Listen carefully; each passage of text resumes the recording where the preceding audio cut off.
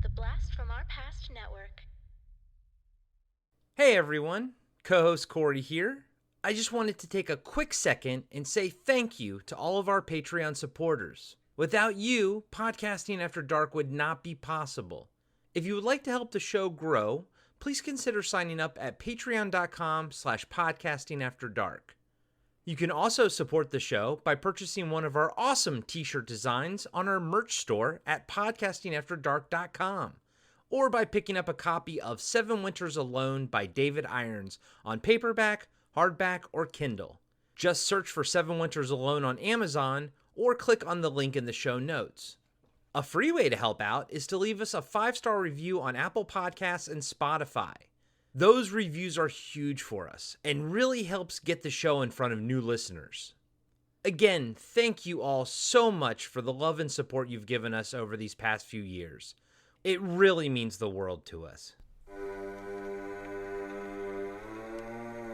Lock your doors, close your windows, turn out your lights, for chills and thrills await you. It's time for Podcasting After Dark with your hosts, Corey Stevenson and Zach Schaefer. Stay with a friend, say your prayers as grisly ghouls close in to seal your doom. Tonight's episode, Them, starring James Whitmore, Edmund Gwenn, and Joan Weldon. What's up, everybody? Welcome to this week's episode of Podcasting After Dark. I am one half of the Pad team, Corey, aka Sleazy C. Joined with me, as always, is my brother from another mother, Zach, the Total Snackage Schaefer. And this week, we are going into the way back machine, all the way to 1954, and we're talking about Them. Them, let's talk about them. Do you know that Rupert Holmes song, Him, what's she gonna do about him? Basically about, like, finding out his girlfriend is cheating on him. Oh, no. He left his smokes behind. Zach, I do want to ask, do you think, how many times do you think that they said them in this movie? I'm going to say 6. I think it was a lot more than that. I think you could actually turn this movie into a drinking game, because the writers definitely have a lot of fun inserting them anywhere that they can. Yes. But before we jumped into the whole, breakdown and review and everything about this film, Zach, what is your experience with Them? Very minimal. I saw it when I was a kid. Could have been on Creature Features, of all places. But that's it. I only saw it once when I was a kid and watched it the other day thanks to you. That's my backstory on Them. How about you? A bit more extensive. This was an early favorite of mine. On our unwrapping, on the Wrap Up After Dark, when we sort of unboxed this, I mentioned that it's like my grandpa movie. And, I've been thinking about it, and I don't know if actually I ever saw it with my grandpa. I might have back in the day, but I think the reason it reminds me so much of him is because I grew up, talked about it many times before, latchkey kid in the 80s. My mom, if she was going to go out on a date one night or if she was going to do whatever, I would usually go over and stay at my grandparents' house because they lived like 5 minutes away. And I lived on Nick at Night, man. I adored Mr. Ed growing up. I loved Hogan's Heroes, and now that show I remember that show being in color, but I do remember watching a lot of black and white stuff at my grandpa's house, and I loved it as a kid, especially when they would show like some sci-fi stuff. And I do think that I probably maybe watched this movie with him at one point, but I think the biggest connection is that Ben Peterson, the character Ben Peterson, the sergeant, he reminded me of my grandpa as a kid. He kind of looks like my grandpa. Apparently he wore lifts on the movie, so he's kind of like was short like my grandpa, but he was also like in World War II like my grandpa was and everything. So I think I kind of merged this movie and sort of it became this, Frankenstein monster of nostalgia. But at the end of the day, I still have immense nostalgia for this film, even though I can't technically pinpoint like the first time I ever saw it or anything like that. But I do know somebody who has seen it for the first time. You showed it to Bodie. Yeah, he loved it. He really liked it a lot, actually. Wow. Okay. For a movie that is very exposition heavy, this breaking down took a lot longer than I ever anticipated it would. But that wasn't a problem for him. He enjoyed it. Well, I think the slow parts in the middle definitely, dragged for him. But overall, I think he loved the big monster, the concept of the big monsters, and the action, and just the special effects for its time. He appreciates a classic film. He's a a budding cinephile, I think, and I think he appreciated it the best he could for an 8-year-old perspective. I mean, dude, like, that's freaking awesome. You are raising him, so right. The fact that an 8-year-old in 2023 can at least enjoy and appreciate a movie from 1954 is pretty remarkable. Absolutely. I totally agree. But I don't think it should be overlooked how important this movie is to, like, the history of cinema. It wasn't the first giant monster movie to be made, but it did sort of solidify and really push into the 50s the giant monster features and everything like that. This was a huge hit for Warner Brothers, who almost passed on it. They were going to pass on it until Paramount started showing interest, and they were like, "Oh, well then let's us do it then." And they were actually going to film it in color, but they pulled the budget like right at the last minute, forcing them to shoot it in black and white. Personally, I love it in black and white. I don't know if it would have stood the test of time if it was in that Technicolor look, Yeah, I totally agree. I think color would have tainted it big time and really diluted the effect that the film has overall. I did appreciate the opening color title card, though. That was cool. Yes. And a surprise, I forgot that they had one bit of color in this movie. Me too, dude. When it first came up, I was like, "Oh my god, is this movie in color?" And I was, "Oh no, it's just this opening title card," which I think you're correct. I think it has a lot of punch to it, considering the rest of the movie is in black and white.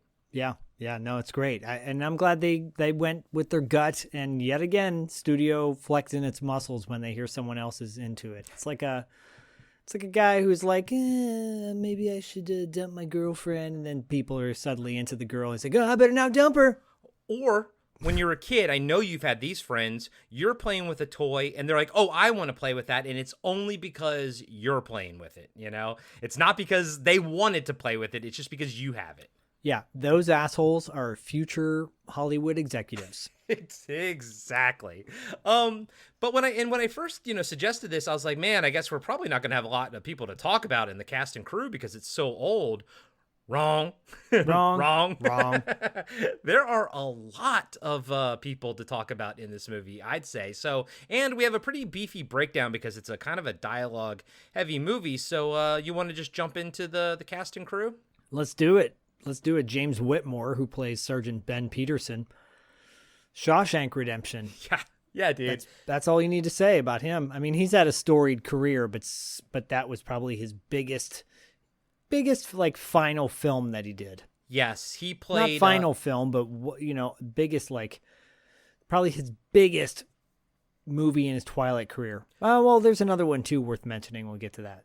Yeah, like, let's just call it really quick because, I mean, we all love Shawshank. We have a lot of Shawshank fans out there. He played Brooks, the guy who got out of jail and then wound up hanging himself. I think it was, like, last year or the year before that I realized that he was Brooks. The guy from Them was Brooks from Shawshank Redemption, and my fucking mind was blown. I remember when Shawshank was getting all of the rightful fanfare, and I think his name got brought up with his performance, which was outstanding, and they showed clips from Them, like, way back when he was in this great B-movie, sci-fi horror. So, And then a couple years after Shawshank, he pops up in The Relic, and I was like, oh yeah. A movie that you and I both love. Guys and gals, it will come to podcasting after dark one day. Not sure if it'll be Zach or me breaking it down, but we both very much enjoy that movie, and we will be covering it on the show. And I'm just this age right now when I realized that, yeah, he played the Doctor in that as well. So now I really want to rewatch The Relic. Yeah, we gotta do that one. That it's supposed to come out on Blu-ray at some point. It got advertised over a year ago that it was coming out on Blu-ray, so it's coming. Did it pop up on Dawn of the Discs, I assume, right? Yeah. I don't know if Paramount's going to release it or if it's going to get a Kino treatment, but it is coming down the pipe. Okay, well, whenever it comes out, we're definitely going to cover it at some point. So, Edmund Gwenn plays Dr. Harold Medford. I forgot that he was Chrissy Kringle in Miracle on 34th Street. The original one, yeah, the first one, because didn't they remake that in like the 70s or 80s or something? Or I think in the 80s. Okay.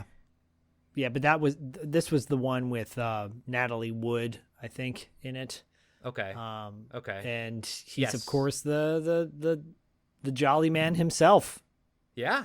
Yeah, no, I mean that's huge. I don't know if I've ever seen that movie in its entirety, but of course I have seen the famous shots of like him talking to the little girl or whatever, as Santa Claus. And again, it wasn't until I was, breaking this movie down and kind of just casually going through IMDb when I was like, oh my God, that he was fucking Miracle on 34th Street. So like another big fucking name in this movie, Big name, notable actor for his time, for sure. Yeah. For sure. Joan Weldon plays Dr. Patricia Medford, and the daughter of Dr. Harold Medford. Which was a pain in the fucking ass for me when I was doing the breakdowns, by the way. 2 Dr. Medfords, Oh, doctor. Yeah, she kind of tapped out on acting in the 1950s, actually. But she passed away 2 years ago. Wow. I think last movie she did was in 1958. Okay. So this looking through her credits, this is probably, I mean, she did a lot of Western stuff, but this is probably her biggest, most notable thing. Oh yeah, no doubt about that. Another guy who, well, I was trying to be diplomatic when I did the intro to this by not listing, having a balance of male and female. So but I did not put James Arness in this in the intro, but he is, rightfully fourth billed in IMDb. James Arness, the legend that is James Arness, plays Robert Graham, not to be confused with Bob Graham. The isn't that a preacher or something like that? I think so. Yeah. FBI agent Robert Graham. But dude, he did what was it, like 30 years, 25 years on Gunsmoke as playing Matt Dillon. Yeah. But fans of this show probably know him more so from The Thing from Another Planet from 1951. Yeah, I mean, he's an iconic actor and kind of an interesting actor. I wouldn't call him handsome by Hollywood standards. Mm-mm. But he had one hell of a run as, Matt Dillon, no relation, on Gunsmoke. And yeah, of course, the Thing from Another World. Yeah, I mean, that's obviously a huge one for us because, going through the Carpenter factor, and obviously Carpenter did a remake of The Thing in his own right, but that movie was a huge influence on Carpenter himself. I almost wonder if you and I should review it before we're done with the Carpenter factor, just to kind of know where Carpenter came from, because it's one of the biggest movies he sort of cites, that and westerns and stuff. Yeah, that's potential. Yeah. That's potential. I was never a big fan of it, by the way. I have seen Thing from Another Planet. When I was younger, I would like to give it a revisit, but I didn't like it as much as the one we like, the John Carpenter one. It just, I was surprised that it didn't have a lot of the elements that the John Carpenter one did have, like the shape-shifting shit. Yeah, I mean, it's like Invasion of the Body Snatchers, the original, and then the 70s one. Vast improvement on the original. Yeah, I'm with you there. That's why you and I always say We don't ever just can't just blanketly say we don't like remakes, because we like a lot of remakes more so than the original film. And Invasion of the Body Snatchers from the 70s, for me, is the same way. I like that one better than the original, and I like John Carpenter's The Thing better than Thing from Another World. Yeah, I mean, outside of The Fog and Rob Zombie's Halloween, we can. It depends. You gotta be open. You gotta have an open mind. Gots to, baby. Gots to. The rest of the cast, I don't know if it's worth noting per se. There may be some cameos that pop up. There's actors that'll pop up throughout this breakdown that stood out. One in particular to me, and then a couple to Corey. So we'll get to those as we get to them. Yeah, that's a good call. Because I noted them in my breakdown, two of them that I sort of noticed. And I think you said you noticed somebody else. I don't know if I've even saw them in there. So it'll be fun to surprise me with that one there. But we should discuss the director, Gordon Douglas. He was a huge director at the time when he was tapped for this. And, scrolling through his IMDb stuff, it's not a lot of stuff that I've seen. It's a lot of, Western type of stuff and everything. I don't even recognize a lot of the posters, but I do know that he was kind of a big name and a big deal at the time. But I mean, we're so far removed from it at this point. I don't know, Well, I will say his last movie he directed was Viva Knievel, starring Evel Knievel in 1977. So that's worth noting. I remember seeing that way back when, and I'd never had the action figure, and I really wish I had did. He did some exploitation movies like Slaughter's Big Ripoff, starring Jim Brown and Ed McMahon. What? Yep. What? Slaughter's Big Ripoff. Wait, Ed McMahon was an actor before he was just a yes man? He sure was. Holy shit. It's a really good blaxploitation movie. Okay. Slaughter's Big Ripoff. Okay. And then he's done movies like Skin Game with James Garner and Lou Gossett Jr. and They Call Me Mr. Tibbs. And Lady in Cement, which is one of my favorite Frank Sinatra, Raquel Welch, rest in peace, movies. Lady in Cement's really good. In Like Flint with James Coburn is badass as well. So he's got an amazing resume of just classic 60s and 70s movies. I was going to call out In Like Flint, but I think I've never seen it, but I think I know about it from Quentin Tarantino, because I think, one of his movies, True Romance or something, drops it like that. Like, I'll be in Like Flint or something like that, Oh, yeah. Yeah, totally. Yeah. You got to check it out at some point if you ever get the urge to watch a classic 60s and 70s movie. And Up Periscope is another one worth mentioning. That movie is like a fun action with James Garner, when James Garner was like a stud in the 50s. No shit. Okay, so I guess Gordon Douglas has a bit more credits under his belt that I should go check out. Top of the list is definitely Slaughter's Big Ripoff, though. Oh yeah, no doubt about that. So this film, it's classic cinema, so it's got a particular look and sound to it, and an acting style to it. Totally. Like this is way out of our typical wheelhouse for what we do on the show. Yes, very much so. This could be the oldest movie that we've discussed. Now, in my breakdown, this movie has a lot of exposition, and again, you got to sort of take things with a grain of salt of the time. And I do think, as an art form, we as a society has gotten better about maybe hiding exposition inside of dialogue and making dialogue more natural or whatnot. So, if you've never seen a movie from this era, it takes a little bit of getting used to, but there is, even in 2023, there is a charm about the way they act and the way, they sort of say their lines. It's kind of fast and everything. And they say some, like, I'm going to have to try to say them, because I wrote it down, and there's lines that are just really not well written, but these actors, they spit it out no problem and look confident doing it. And that's what I think was kind of the most, aside from the special effects, I found it the most impressive was how confidently these actors spit out some of these insane lines. Yeah, no, it's the style, and they had to deliver with a certain cadence to their, to their lines. Mm-hmm. Yeah. But it's dramatic from the onset, and, as absurd as some of the monsters look, it's like makes Doctor Who's special effects look impressive from the 70s.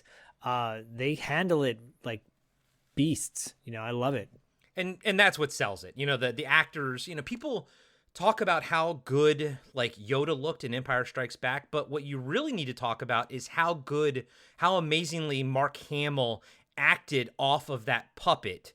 So here you have actors selling these silly giant ants. I mean, guys and gals, they're kind of silly, but they're selling them, and I get pulled in every time. I'm just like, okay, those are giant ants. I do want to put out one disclaimer. About halfway through the movie, there's going to be a scene that is a giant exposition dump. It's like a 4-minute presentation that the Doctor makes, that Kris Kringle, Santa Claus, makes in the middle of the movie. It's all about ants and everything. And I talked to Zach about it, and you guys will hear about it on Wrap Up After Dark. I talked to Zach, and I was like, I didn't transcribe it because I found the clip, and I think I'm just going to insert it. So, guys and gals, there will be like a 4-minute insertion, and deeper. But and feel free to skip it if you want. But it's interesting stuff, and it's kind of just it's there, and it sets the tone for what we sort of need to know. So I am going to insert it there, and sort of that'll be that. But I just wanted to give you guys a heads up on it because it's a rather long clip. But I didn't want to fucking transcribe everything about ants, to be honest with you. No, we were like, let's just play the clip. I think it's a better call. I do want to point out really quick, the composer is Bronislaw Copper or Caper. He obviously the bulk of his work is in the 50s and 60s, but I could have swore the music cues in the opening credits of this, I heard a similar vibe to them in the Monster Squad. I think it was just could have been influenced by this for sure. Okay. And I mean, again, guys and gals, this movie was immensely influential because it was immensely popular, and it is pretty much considered to be one of the best giant monster movies from the 50s. So we're kind of tackling the cream of the crop of these giant insect films, If you're going to go big, might as well go big with them.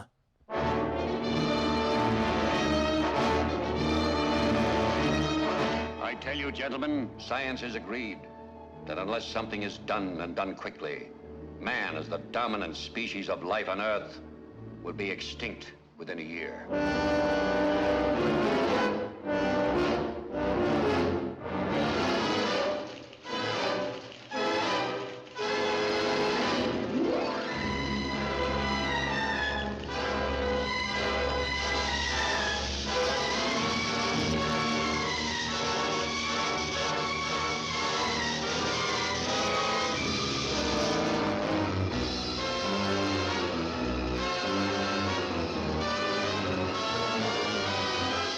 Direction of the President of the United States, stay in your homes. I repeat, stay in your homes.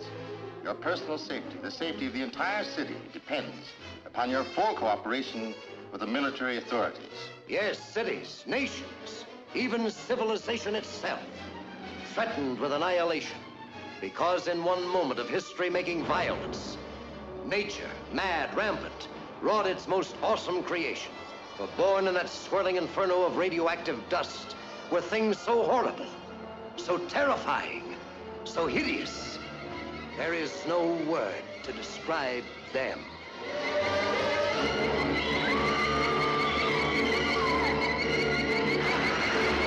We may be witnesses to a biblical prophecy come true, and there shall be destruction and darkness come up in creation, and the beast shall reign over the earth. Yes, the earth, the skies above and the seas below, infested by swarms of nightmare creatures, crueler, deadlier than the armored giants of prehistoric eras. Here is a wild, headlong flight into terror as the desert erupts with the grim battle for survival. Here is a fear-frenzied moment of suspense as mankind totters before a thing that multiplies faster than it can be killed. Here is a desperate plunge into the black depths of the earth where human courage challenges the brute force, the slashing jaws, the poison fangs that guard the subterranean nest, where the beast spawns its terrible progeny. To all units, condition red. Drain 267 is the target area. Repeat, condition red. Drain 267 is the target area.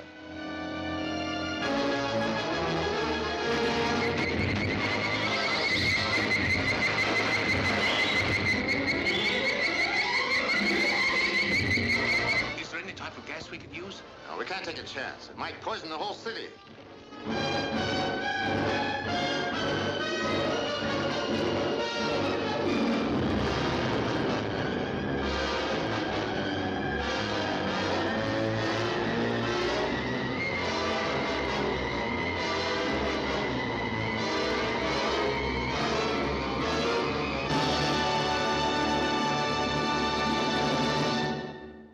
The movie starts with the title logo in red on a black background of the New Mexico desert. As we said, it was originally going to be filmed in color, but they pulled the budget at the last minute.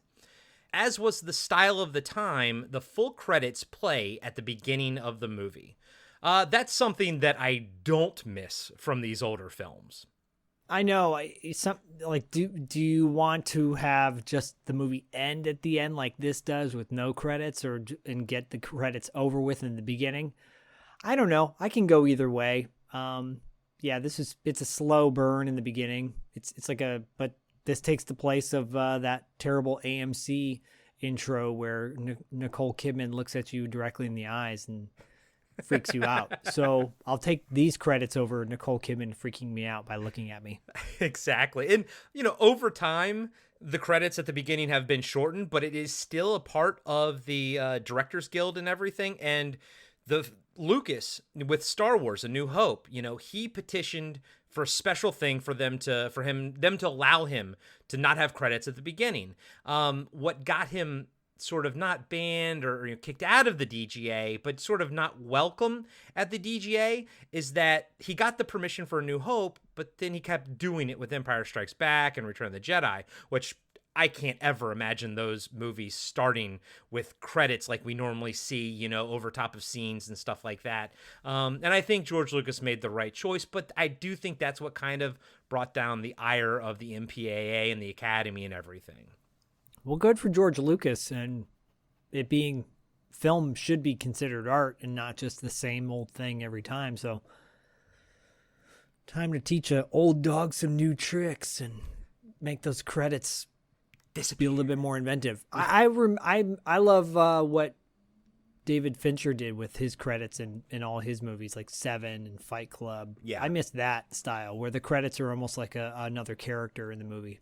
Like they're almost like a mini art film themselves, Yeah. I mean, they do that kind of now with the Marvel movies at the end, like the pre-credits before they get to the right. Yeah. Like end credit scene. I appreciate that. It makes it entertaining while you're sitting and waiting. But some people like to sit through the credits of movies, and I'm one of them. So there you go. Well, and if you ever, I think you have been. I think you and I have seen a movie at the DGA with Jeff one time, and I remember Jeff warning me, you don't get up until the credits are over. Like it's a respect thing. You know what I mean? Yeah, because a lot of people worked on these movies, and it's it's just showing respect. Exactly. We now see a 2 small passenger plane flying over the desert. New Mexico State Police is written on the side. The pilot radios to the police car on the road below. Inside the car, we see Sergeant Ben Peterson, played by James Whitmore, riding shotgun with Trooper Ed Blackburn, played by Christian Drake, while he drives. I didn't recognize Christian Drake from anything. I didn't either, but I still like the guy. Yeah, me too. I was actually going to tack that on at the end, but you said it for me. So yeah, I thought he was kind of cool though. The pilot tells the 2 officers that he spotted a kid walking through the desert. He circles her so they can pinpoint her location. Peterson and Blackburn park their car and call out to the little girl, but she seems to be walking in a daze and doesn't hear them. Sergeant Peterson runs up to her and asks, "What are you doing out here, honey?" But she doesn't even look at him. Peterson asks what her name is, but she doesn't answer. He waves his hands in front of her face, but she doesn't even blink. Ben Peterson picks up the little girl and carries her back to the squad car. Blackburn gets a call on the radio from the plane telling them that there's a trailer 3 miles down the road. Maybe she came from there. Blackburn says they'll go check it out. Ben puts the little girl in the car and says she couldn't have been wandering for too long because she's not sunburned. She looks in shock. He gets in the car and they drive off. The little girl falls asleep in Ben's arms. And I think they do a good job of setting out right away that Ben Peterson is the good guy. He's likable, and he's gonna look out for the little girl. You know what I mean? Like all the things you need your hero to sort of be right out of the gate. Oh yeah, totally. And the little girl's a really good actor too. Mm-hmm. Yeah, she doesn't even fucking blink when he like waves his hand in front of her. No, she's good. She's good. Peterson and Blackburn pull up to the site and see a car and a trailer. There doesn't seem to be anyone around. Peterson and Blackburn walk around to the back of the trailer, and it's been completely destroyed. They walk in through the giant hole in the trailer wall and search for signs of life. The inside is in disarray, and Peterson even finds money on the ground, so you know it's not a robbery. Yep. Sergeant Ben Peterson finds a bloody shirt and says that the blood must be 10 to 12 hours old. Okay, sure. These are the things that you just sort of have to roll with, you know? CSI in the desert. Back in the day when just your normal beat cops like, this is fine. It's 10 hours old. I know exactly how old blood is, you know? You can count the rings on it. It's 10 hours. Whatever happened here must have happened either last night or early this morning. Blackburn concurs. Peterson tells him to check outside while he keeps looking through the trailer. Ben finds a pistol on the ground and examines it. He also finds a piece of a doll's head in a torn fabric of cloth. Peterson walks through the giant hole and Blackburn says, "Sure no traffic accident, was it?" Peter says while looking at the hole, "This wasn't caved in, it was caved out. Did you find anything?" Blackburn says no footprints or tire marks. He hands Peterson a sugar cube and says he found it close by, along with a few more of them. Blackburn then takes Peterson over to the old campfire and shows him an odd print in the sand. He thinks it's a mountain lion print, but Peterson says it's unlike anything he's ever seen. Sergeant Peterson and Blackburn walk back to their car. Ben tells him to put in a call, get fingerprint and moulage equipment out here right away, and have the medics come along to pick up the kid. I don't know what moulage equipment is, but I assume it's some kind of forensics thing. It's a popular term that was used in the 1950s with, I have no fucking clue. I was like, really? You're like, no. You're like, how far can I keep this joke going? Not very. I thought you were going to say something about Moulin Rouge. Yes, it was in the Moulin Rouge era. the Rouge Bouche. As Blackburn puts in the call, Peterson matches the broken doll piece to the one the little girl is holding, and the torn fabric matches her robe, thus confirming she came from the campsite. So, you know, easy enough. It's not gonna be a mystery for too long. You know, they're gonna move past that pretty quick. And I always find it interesting too. You got to think, man, back in the day, all of these characters from Blackburn to Ben here, Peterson, to later, you know, Bob Graham and everything. These all guys are World War II veterans. Like the entire police force back then were all pretty much veterans. So there's no problem with your local beat cop like Peterson to like know how to use a Thompson submachine gun because he had to use one then, and he has no problem using a flamethrower either because they're all fucking trained in that shit, man. It's true. Yeah. Wild times. Yeah. I love it. It's these guys like legit had to know how to do that stuff. Mm-hmm. There's no like, oh, come on, that's so silly. Well, now, nope, back makes sense. Yep. And, you know, I don't know if it sort of should be noted, but the population of the Earth was like half the size then as it is now. So I don't think like, you know, you had like so many bureaucratic things and everything like that. You know what I mean? Back then there wasn't so much stuff like gumming up the system. And yeah, you pretty much trusted the guy by his word, and then, you know what I mean? It's just, I don't know. It was a different time, and I'm not saying it was a better time. I'm not. That's not. No, I know. Yeah, that's not what I'm trying to say. Because I think in a lot of ways, we very much live in a better time now, especially for very specific groups of people and everything. But I know, I was going to joke. I'm like, it was the glory days when women couldn't vote and people of color were held down. You know, what? like... Well, it's just what people of color? There is not a single person of color in this entire movie. I mean, I hope that was not a commentary by the writer. Them are trying to take over the planet. Who? The non-white people? Ooh, I mean, I hope not. I hope not too, but Jesus, the sad thing is there's like a probability that you're correct, and that probability is probably higher than 20%. I mean, yeah, I appreciate the it's like it's kind of an anti-nuke movie though, which is good. Right. As it was sort of the times and everything, you had Godzilla and whatnot, or Gojira back then and everything. Yeah. A lot of anti or cautionary nuclear tales and stuff like that. True. A short time passes and we see a forensics team at the trailer. Someone is taking pictures while another person is making a mold of the strange footprint in the sand.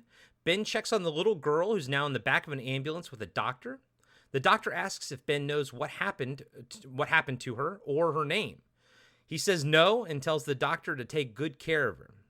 As they're talking, they hear a loud, shrill chirping, and I didn't know what to call it, but thankfully the subtitles called it a shrill chirping, so I just went with that. Yes, no, that's good. My dog perked her ears up when that happened. What is that? Well, apparently they just took the sound of this I think like a South American frog. Like it's just the sound of a frog. That makes sense, yeah. Did you recognize that doctor, by the way, that was helping the girl out? I weirdly did recognize him, but I didn't dive any further, but I just assumed that it was sort of just, he looked like a bald white guy recognition. I didn't know if I actually did, but is he from something? Yeah, his name's William Shalert. I recognized him as Dr. Greenbush in Inner Space. He's the guy who was checking on Martin Short's character when he was hearing voices in his head. And he starts giving the whole speech about, they used to flail the skin off of people when.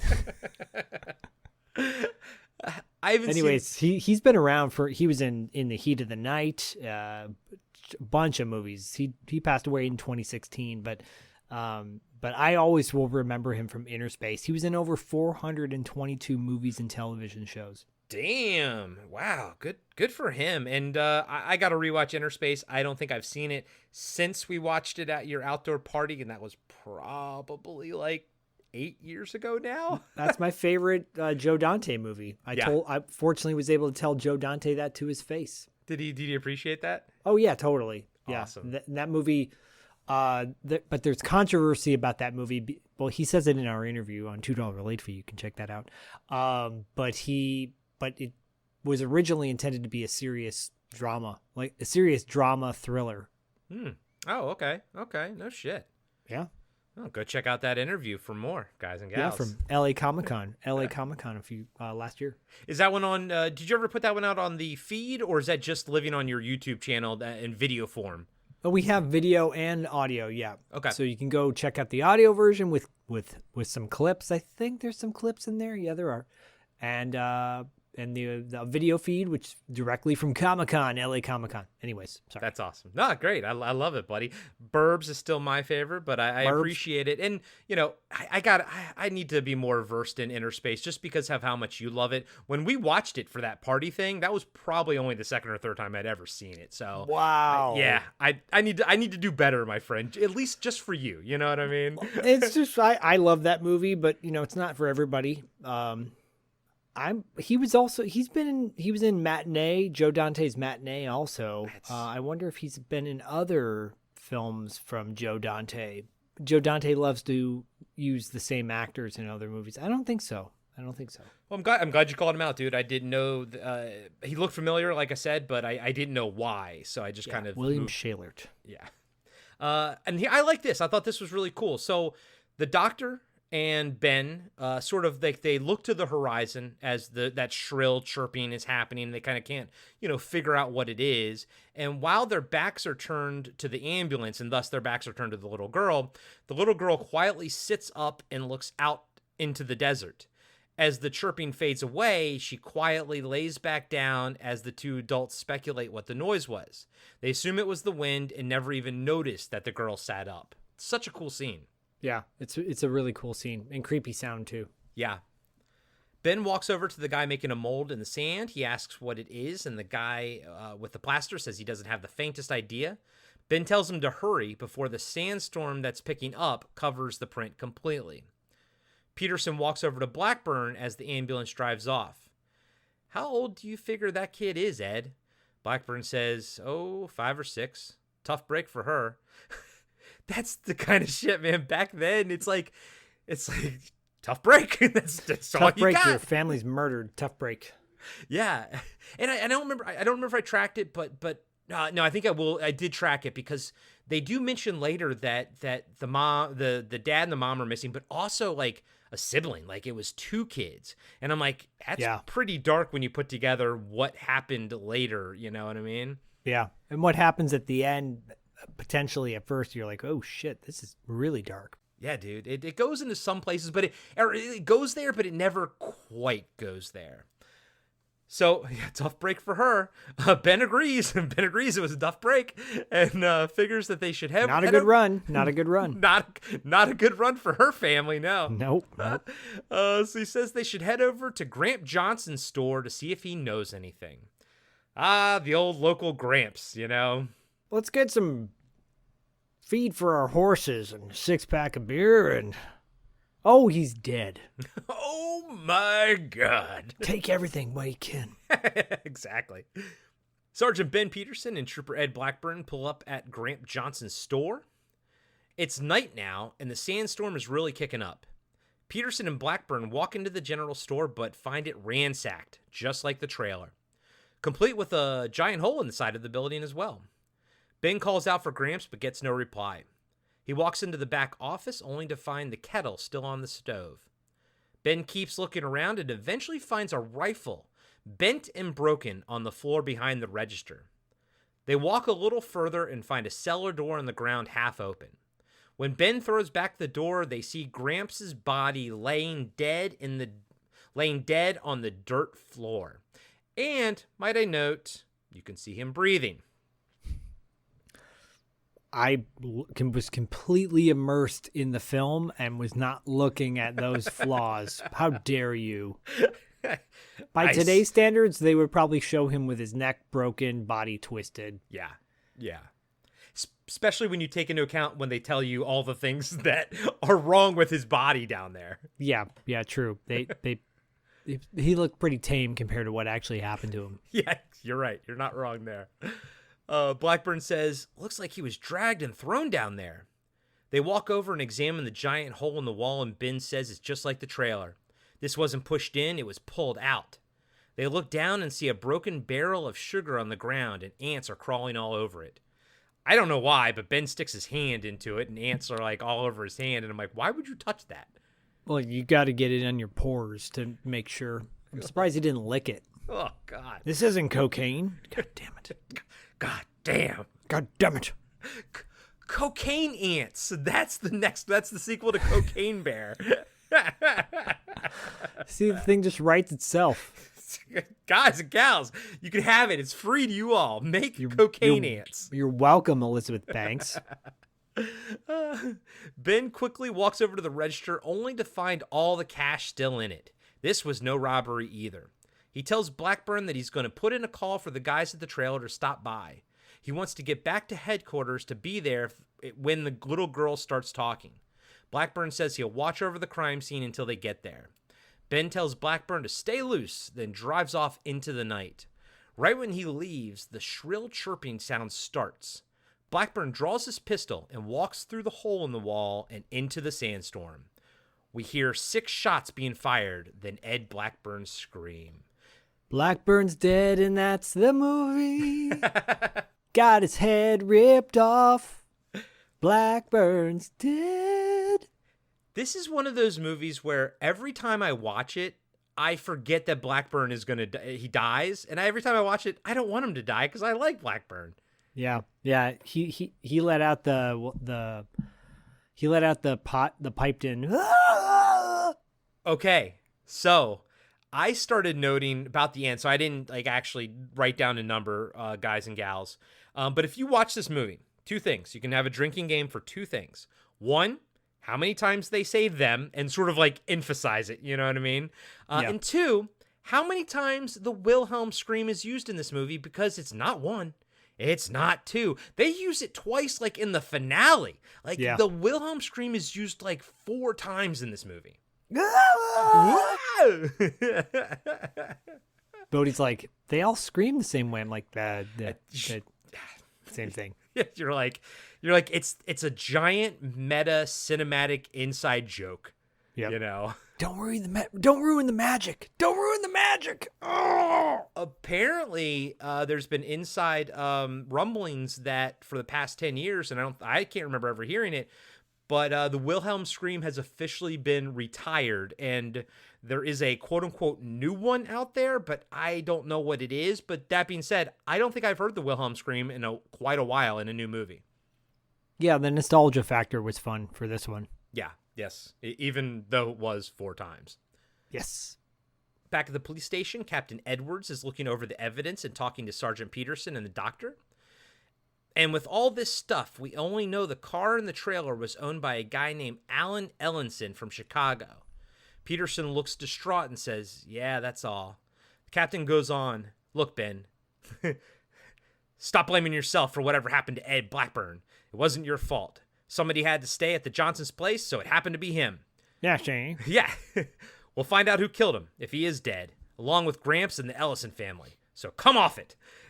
Guys and gals, there is no such thing in the 50s as PTSD. There's no such thing as like emotional trauma. In World War II, they called PTSD just shell shock. And what was it? Eisenhower famously like just smacks the soldier in the head, like, "Get back out there," you know? Like there was no thought. I mean, Ben lost his partner, and it was not his fault. Like, I know Ben understands that, like, someone had to stay, but I love how the captain's like, "Just get over it, see?" Don't be a wimp, see? Yeah, come on. We both put our boots on 1 foot at a time. Yeah. Except when I put my boots on, blood comes out of my ears and my nose. Do I complain? You see the blood coming out of my mouth right now? There's nothing wrong with me, kid. Sir, you may have cancer. I'm fine. I'm fine. See the blood coming out of my eyeballs? Do you see me crying about it? Sir, are you okay? And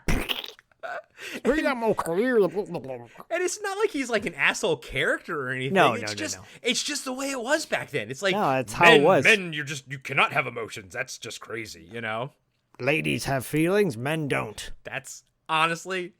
Yeah, isolate that, guys and gals. Isolate Zak's statement right there. The following statements do not apply to Podcasting After Dark. Do not reflect the opinions of Corey or Zak from Podcast After Dark. Ladies are wimps, men are tough.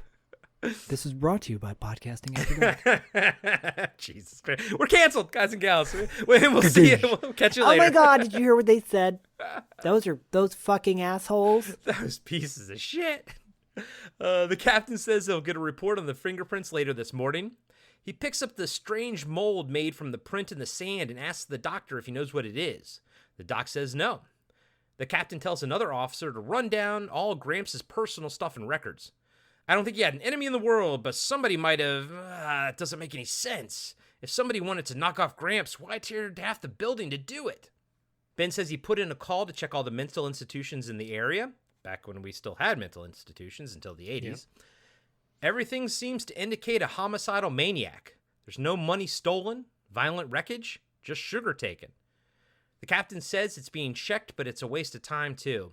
They would have been notified if there was a loony killer on the loose. On top of that, Gramps got off 4 shots with his .30-30 before the killer did that to his gun. He holds it up and it's practically broken in half. And Blackburn was a crack shot. He could hit anything he could see. So unless your maniac was armored like a battleship, there's no maniac in this case. And that's cool. I like that's a little bit of a foreshadowing, armored like a battleship, because they are armored pretty well, you know? Yeah. We'll find out what happens to that. Yeah. But the battleship later? Yeah. Yeah. Ben agrees with them. The captain goes on, "I want every available man scouting the desert. If our 2 planes aren't enough to cover this area, the cars can't reach, I'll ask permission from the chief to hire a couple more. Ben, get yourself something to eat and grab some sleep. I don't want you wearing yourself out so when something happens, you'll fold up on us. Now that, I mean, he could say it nicer, but I think like, dude, go rest, take care of yourself. There's nothing we can do now because when shit hits the fan, I need you. I need you ready, you know? But he doesn't say it as nice as that. No. Ben says he has a score to settle. The captain reminds him they all do. Just then, someone comes in with a report on the fingerprints from the trailer. Mr. Ellenson was an FBI agent on an extended vacation with his wife and 2 children. That always, again, that's another thing I forget. I'm like, oh my God, there was another kid, and that kid gone. Yep. That kid eaten. That kid got. That kid got. He hands the paper to Ben. Call the local FBI office. They've got a stake in this case now. Tell them Mr. Ellenson's vacation looks like it's been extended indefinitely. Jesus. There are quite a few scenes that sort of end with that, you know, that punch at the end, you know? Hey everybody, Corey here. I just wanted to let you know that we'll be right back after these short messages. Imagine being one of the last people on Earth, being trapped alone with something not human, something always watching, something always waiting. What would you do? Where would you run? Where would you hide if you were haunted for 7 winters alone? Podcasting After Dark presents 7 Winters Alone, a dystopian haunted house story by David Irons. Available now in paperback and ebook. Hey everybody, I'm Tim. And I'm Dean. And we're the hosts of Talking Back. We're a retro-based podcast covering movies, comics, video games, and more. Check us out every Monday where we hit the rewind button and dig into some of our favorite content from the past. We like to keep things fun, lighthearted, and informative. Do you feel like you need more nostalgia in your life? Then check out Talking Back. We're available everywhere podcasts are found. And now, back to the show. Cut to Sergeant Ben Peterson walking FBI agent Robert Graham, played by James Arness, into the police station and over to the captain's office. By the way, real quick, guys, I will say that his name's Robert Graham. The doctor calls him Robert, but most everybody calls him Bob, and I will eventually just shorten it down to Bob and Ben pretty much everywhere. Yeah, Bob and Ben. And I was thinking of, it's Billy Graham. Billy Graham was the name of the preacher. That's right. Believe in God, because God will make the choices you need to do in life. Give us our money. Send you giant ants to pray for Jesus Christ. Wasn't that like the 700 Club or something back in the day? Put your hand on the TV and tell Jesus Christ you don't want ants in your pants anymore. You want them coming out of the trailers. Giant ants. By God, Jesus Christ does not want those ants here.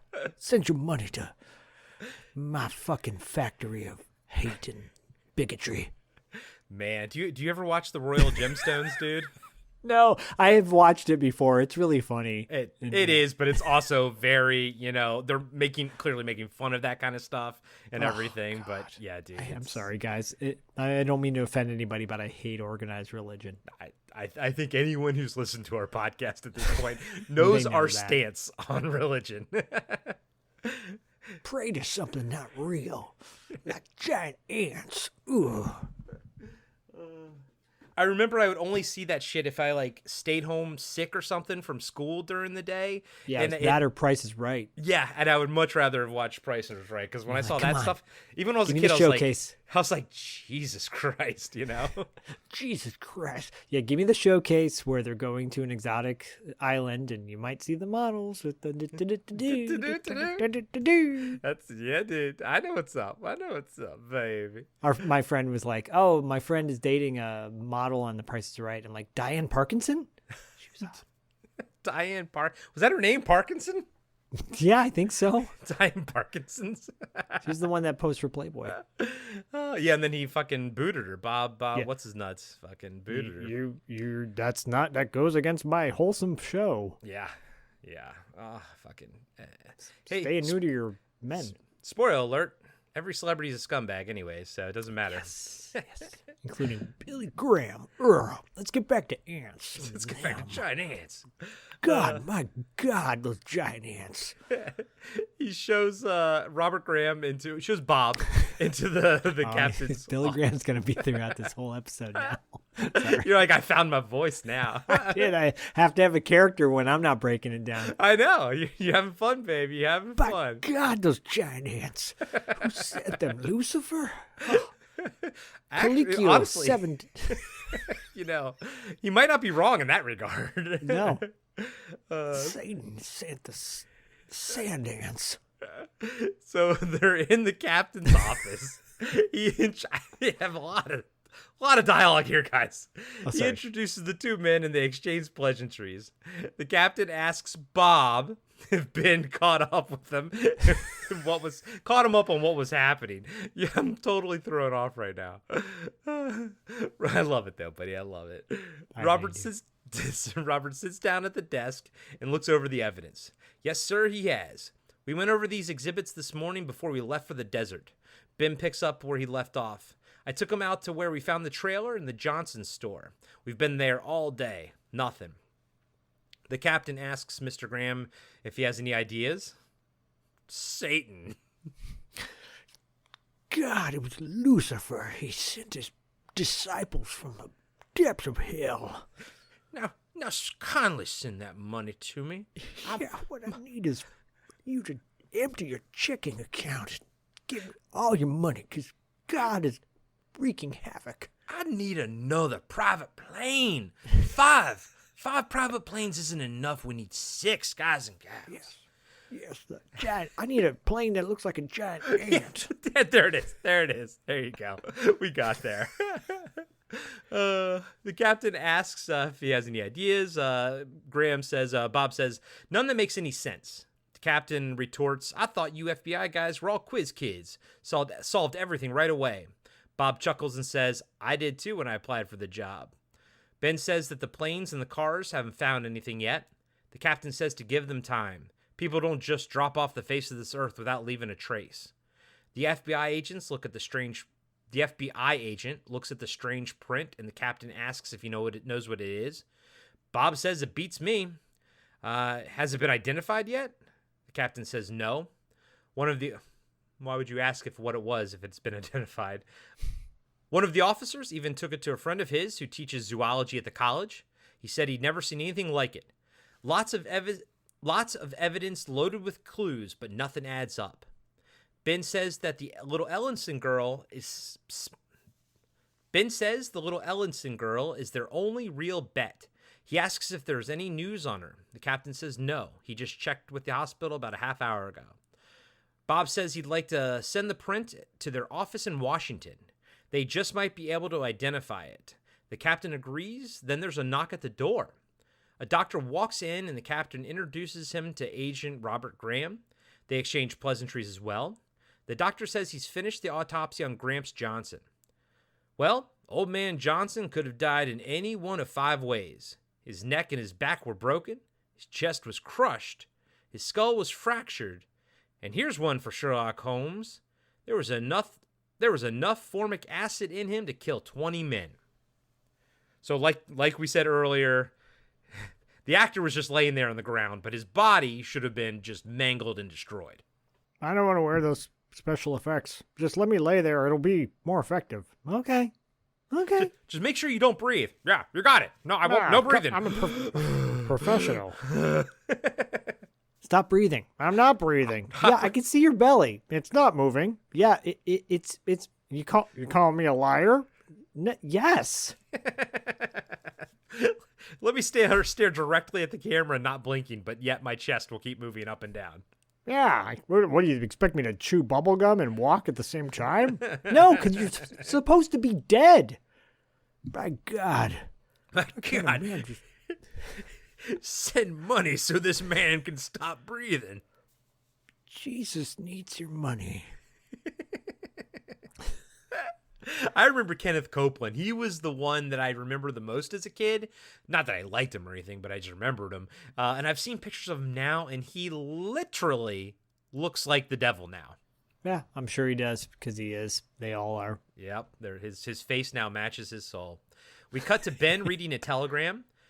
I know I'm going to read it exactly how it is. And guys and gals, telegrams back in the day, you kind of had to get succinct and right to the point. So they drop things like the and stuff like that. So Doctors Medford of Department Agriculture arriving Army aircraft approximate 1,500 hours your time. Meet and extend all cooperation.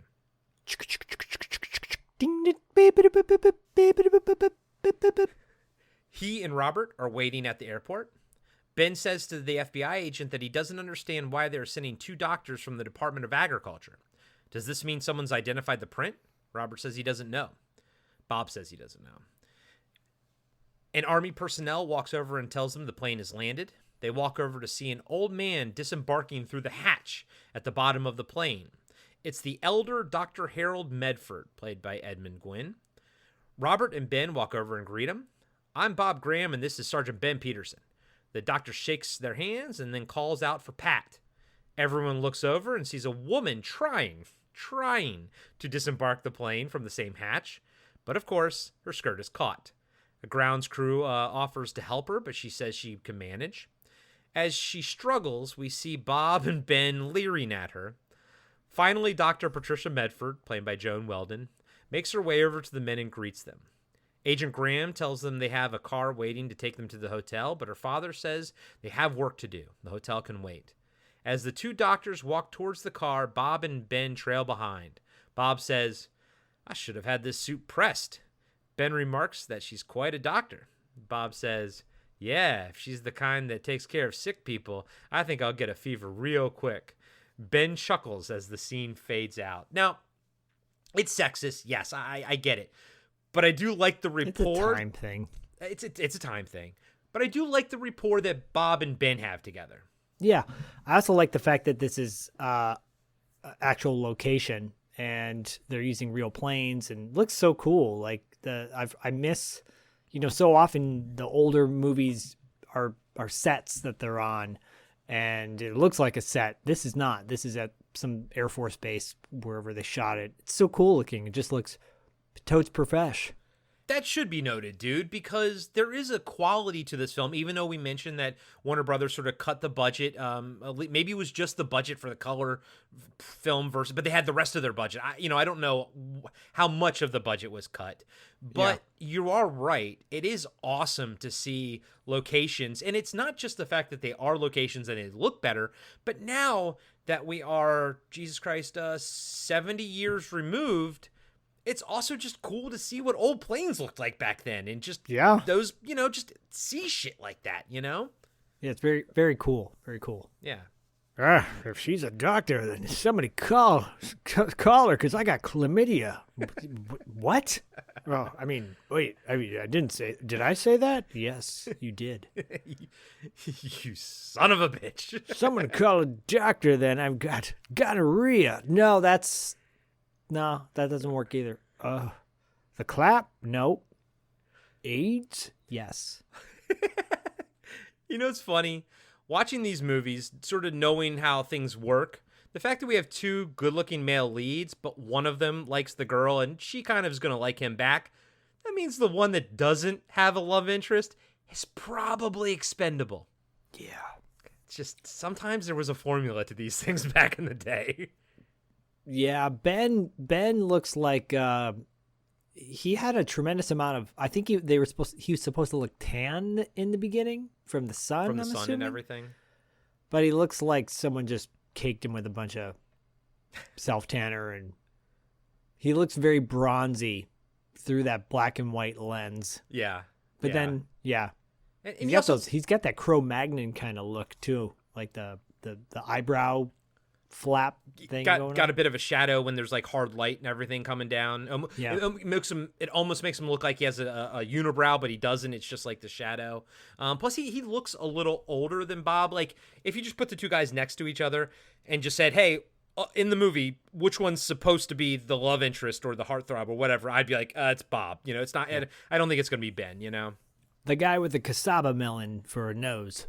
Yeah, he did have that kind of bulbous nose. My dad's dad had that as well, but it was really big and bulbous because he was an alcoholic. And usually, like, guys and gals, if you see somebody that has that big bulbous nose at the end, they're a hard drinker. That's like a fucking I think that's like hard alcohol drinking too, you know. Oh boy. My God. Call the number at the bottom of the TV if you want that man's cassava melon nose to reduce in size. It's Satan that's poisoning into ants crawling up inside his nose. I love it. Fade into a room at the police station. Bob is showing the two doctors the location of the trailer and Gramps' store on the map. Ben is sitting at the desk in the back of the room. Bob asks why the office in Washington sent the print to the Department of Agriculture. Dr. Patricia Medford says because they weren't able to identify it. Bob asks if they identified it, but he's ignored while Patricia talks to her father, Dr. Harold Medford. The older doctor turns to Bob and asks where the first atomic bomb was exploded back in 1945. Bob points to the map he was using and says, right in this general area, and circles where the two attacks happened. White Sands. Older Dr. Medford starts mulling over the fact that it was 9 years ago that the bomb was tested. He says to his daughter, genetically, it certainly is possible. Bob gets frustrated and walks over. Now look, we're grown up. There's no need to play footsie with us. As a matter of fact, we resent it. Now, if you people know what this thing is, Doctor, I suggest you tell us. We were assigned to this case too, you know. I've got no time for this. Well, if you please allow me to explain. You just shot my father. Yeah, you didn't get to the point. I was about to. I'm old.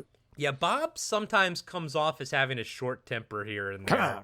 Come on. Short temper for a short man. The old man looks at him and says, Mr. Graham, we cannot tell you until we are absolutely certain of our theory. I'd like to first stop off at the drugstore, then go see the little Ellenson girl. Ben Peterson reminds the doctor that she's still in shock and isn't talking. The doctor goes on, and after the girl, I want to examine the territory where you found the print. They grab their coats and hats and leave. Cut to Dr. Harold Medford, examining the little girl. She's sitting in a chair and looking blankly ahead. The physician tells Dr. Medford that she's a classic case of hysteria conversion. Only a severe catharsis could jolt her at all.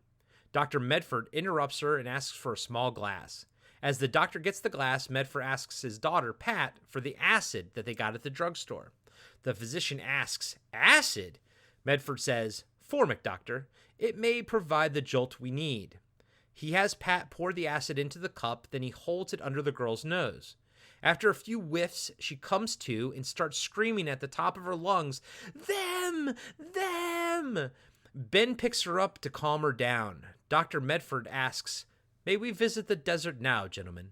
Bob says, It's getting pretty late, doctor. The old man shoots back, Later than you think. And then it sort of fades to scene. But the little girl screaming them, that's from the trailer. That's kind of like from everything that people show about this movie and whatnot. She's great, though. It's a creepy scene. Yeah. Like, she's got a great scream. Yep, she sure does. And on her IMDb, she still uses the picture of, like, you know, this and from this movie, so. Perfect classic example of someone online not using the age-appropriate photo.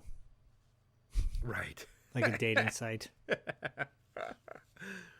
Cut to Honestly, officer, I thought she was 12. That's not helping you.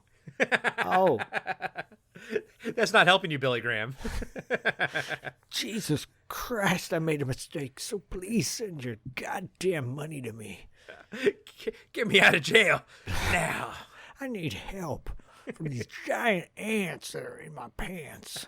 I knew you were going to say in my pants. I knew it. I knew it like I was reading your mind. I could see it coming out of your mouth. Yeah, you just know me too well. I do.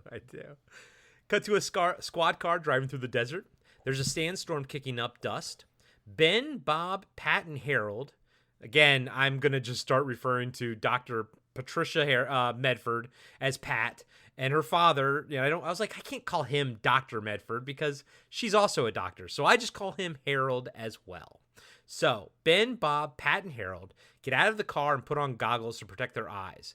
Ben has a cute little scene where he kind of helps the doctor do it. And I almost felt cute, like, yeah. I liked it, but I almost felt like it was probably like improv a little, Yeah, it's a funny scene though, because he's having the doctor's having a hard time. That has like no clue how to put his glasses on, and yeah, and like Ben literally is putting them on his face and everything. Yeah. Ben shows the two doctors where the trailer was and where the print was found by the campfire. The doctor asks if there have been any reports of a strange mound, a cone-shaped structure, something recently formed. Ben says no. The doctor asks if they can look around the area a little bit more, and Ben agrees. Patricia says, rather slim pickings for food, Dad. They'd turn carnivorous. This is the exact line. They'd turn carnivorous, what for? A lack of habitual diet. He says that he believes she's right. Bob asks Pat, what would turn carnivorous? She says, my father will tell you when he's positive. Bob grabs her by the arm and says, now look, Miss Doctor. She says, if the doctor bothers you, why don't you call me Pat? Bob says, I'd like to. But look, Pat, I've got a job to do. And I've got enough mysteries on my hands already without that your father complicating things. Pat, always maintaining her cool in the face of misogyny. Pat says, the old man, as you started to call him, is one of the world's greatest myrmecologists. Bob grumbles. Myrmecologist. God damn it, I tried to get past it. Myrmecologist. I'm sorry, guys. Close enough. It's Dr. Lev. Come again? It's Dr. Rosen penis. What? Dr. Rosen. It's Dr. Rosen. Where the hell's the records room? Bob grumbles. Myrmecologist. Myrmecologist. You see, that's what I mean. Why don't we all talk English? Then we'd all have some basis for an understanding. Ah, typical white man response. Just then, Harold yells for his daughter, Pat, to come over there. He found another print in the sand. He measures it with a ruler and says, it's gigantic. It's over 12 centimeters. Pat says that would make the entire thing, her dad finishes, about 2.5 meters in length, over 8 feet. Pat goes off looking for more prints at her father's behest. Harold, and by the way, I think they do an okay job at the time of giving Pat some agency, but she's still 90% no agency. You know what I mean? Like, she never gets to she never gets to say the things. Like, her dad always interrupts and oh, what she means is this. And I'm like, it's literally typical mansplaining, right? Yep. But it's of the time. So it gets a pass. Gets a pass, but it doesn't make it right. Just guys and gals, we have a lot of female listeners, so I just want to make sure that we all know where we all stand here, you know? Well, we all know this is horrible, but this is 1954. So it's okay. Think about just think about all the horrible things that are going on in 1954. I wish we could go back to a time when we could go to a soda fountain shop and sit down and have a milkshake and let's do a jukebox. Yeah, you mean only the white men? Yep. Yeah, but I mean, what's the harm in that?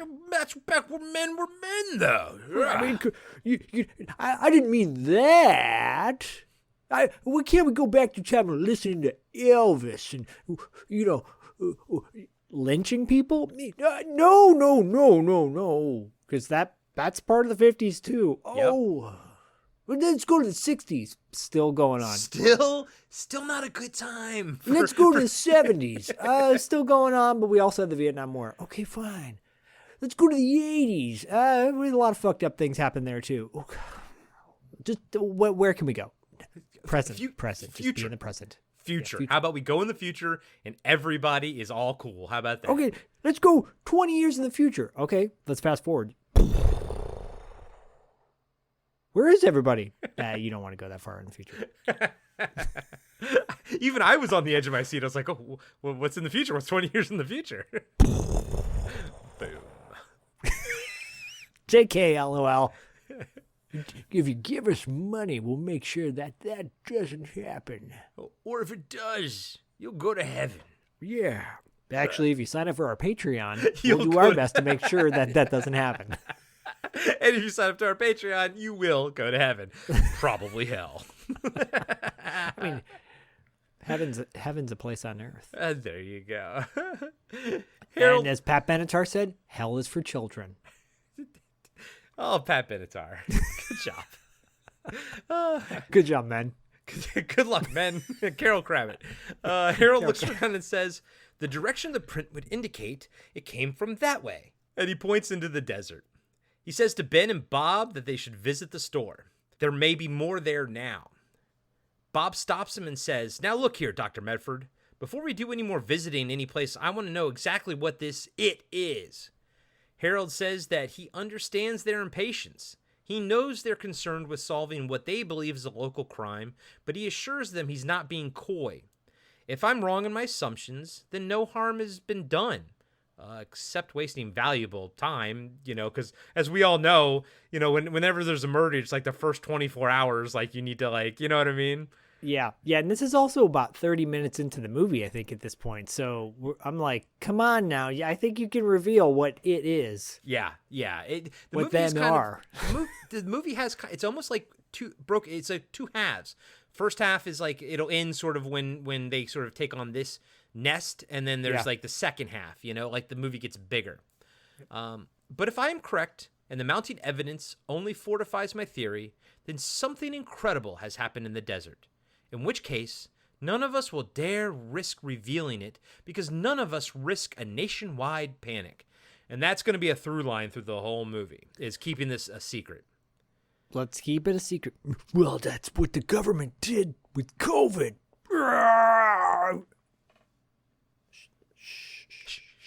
Go away. Why are you putting your fingers on my lips? Because you're a baby.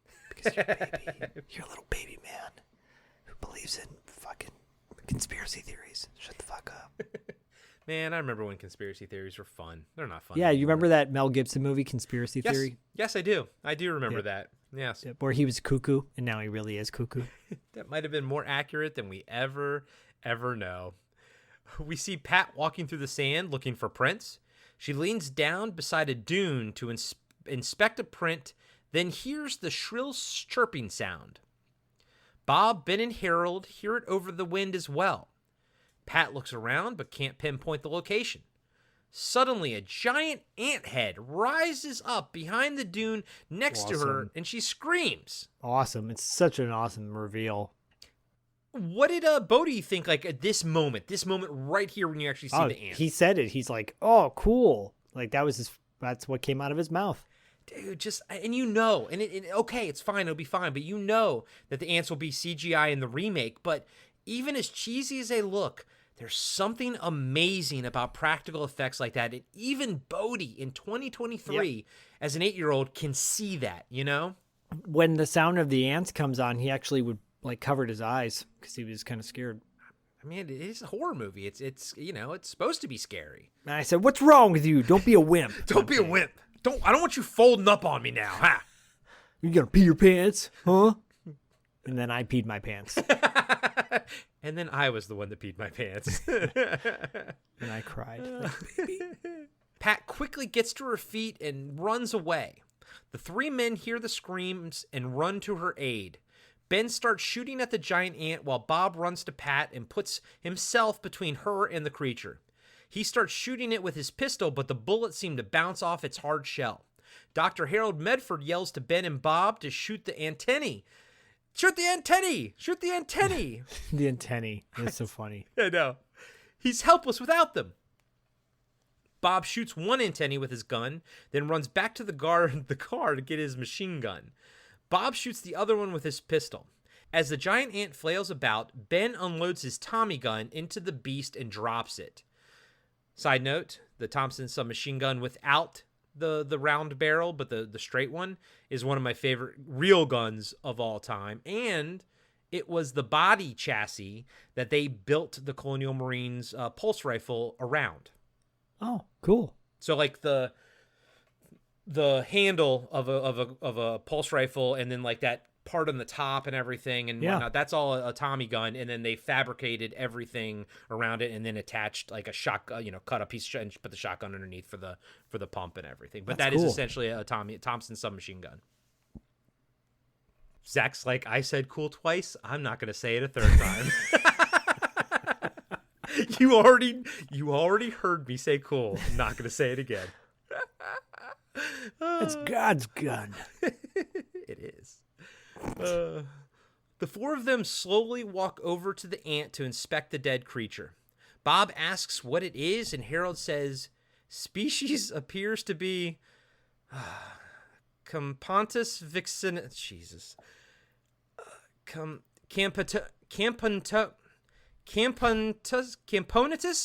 vicinus. Camponitus vicinus. There you go. Oh, there you go. I'm keeping them all in. By the way, it's an ant. Not bad. Not bad. I could have just said that. Bob says it's not possible. Ben asks, then this is what got Ed Blackburn and Gramps Johnson and the rest.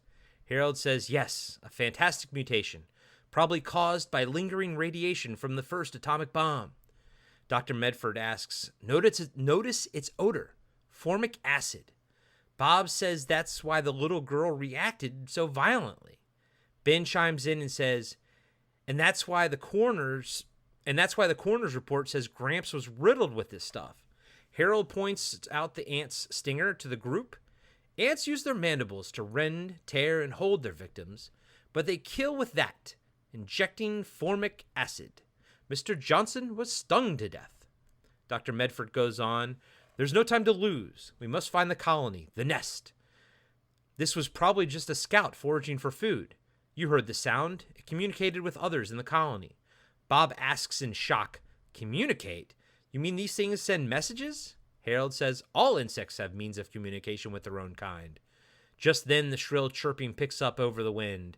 Everyone looks around, but the sound fades away, and Harold says, we may be witness to a biblical prophecy come true. And there shall be destruction and darkness come upon creation, and the beasts shall reign over the earth. The scene fades to black. I told you it was an act of deviance and Satan and Lucifer.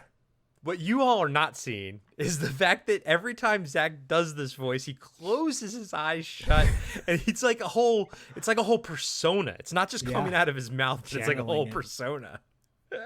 By God, man, you've got to call this number at the bottom of your TV.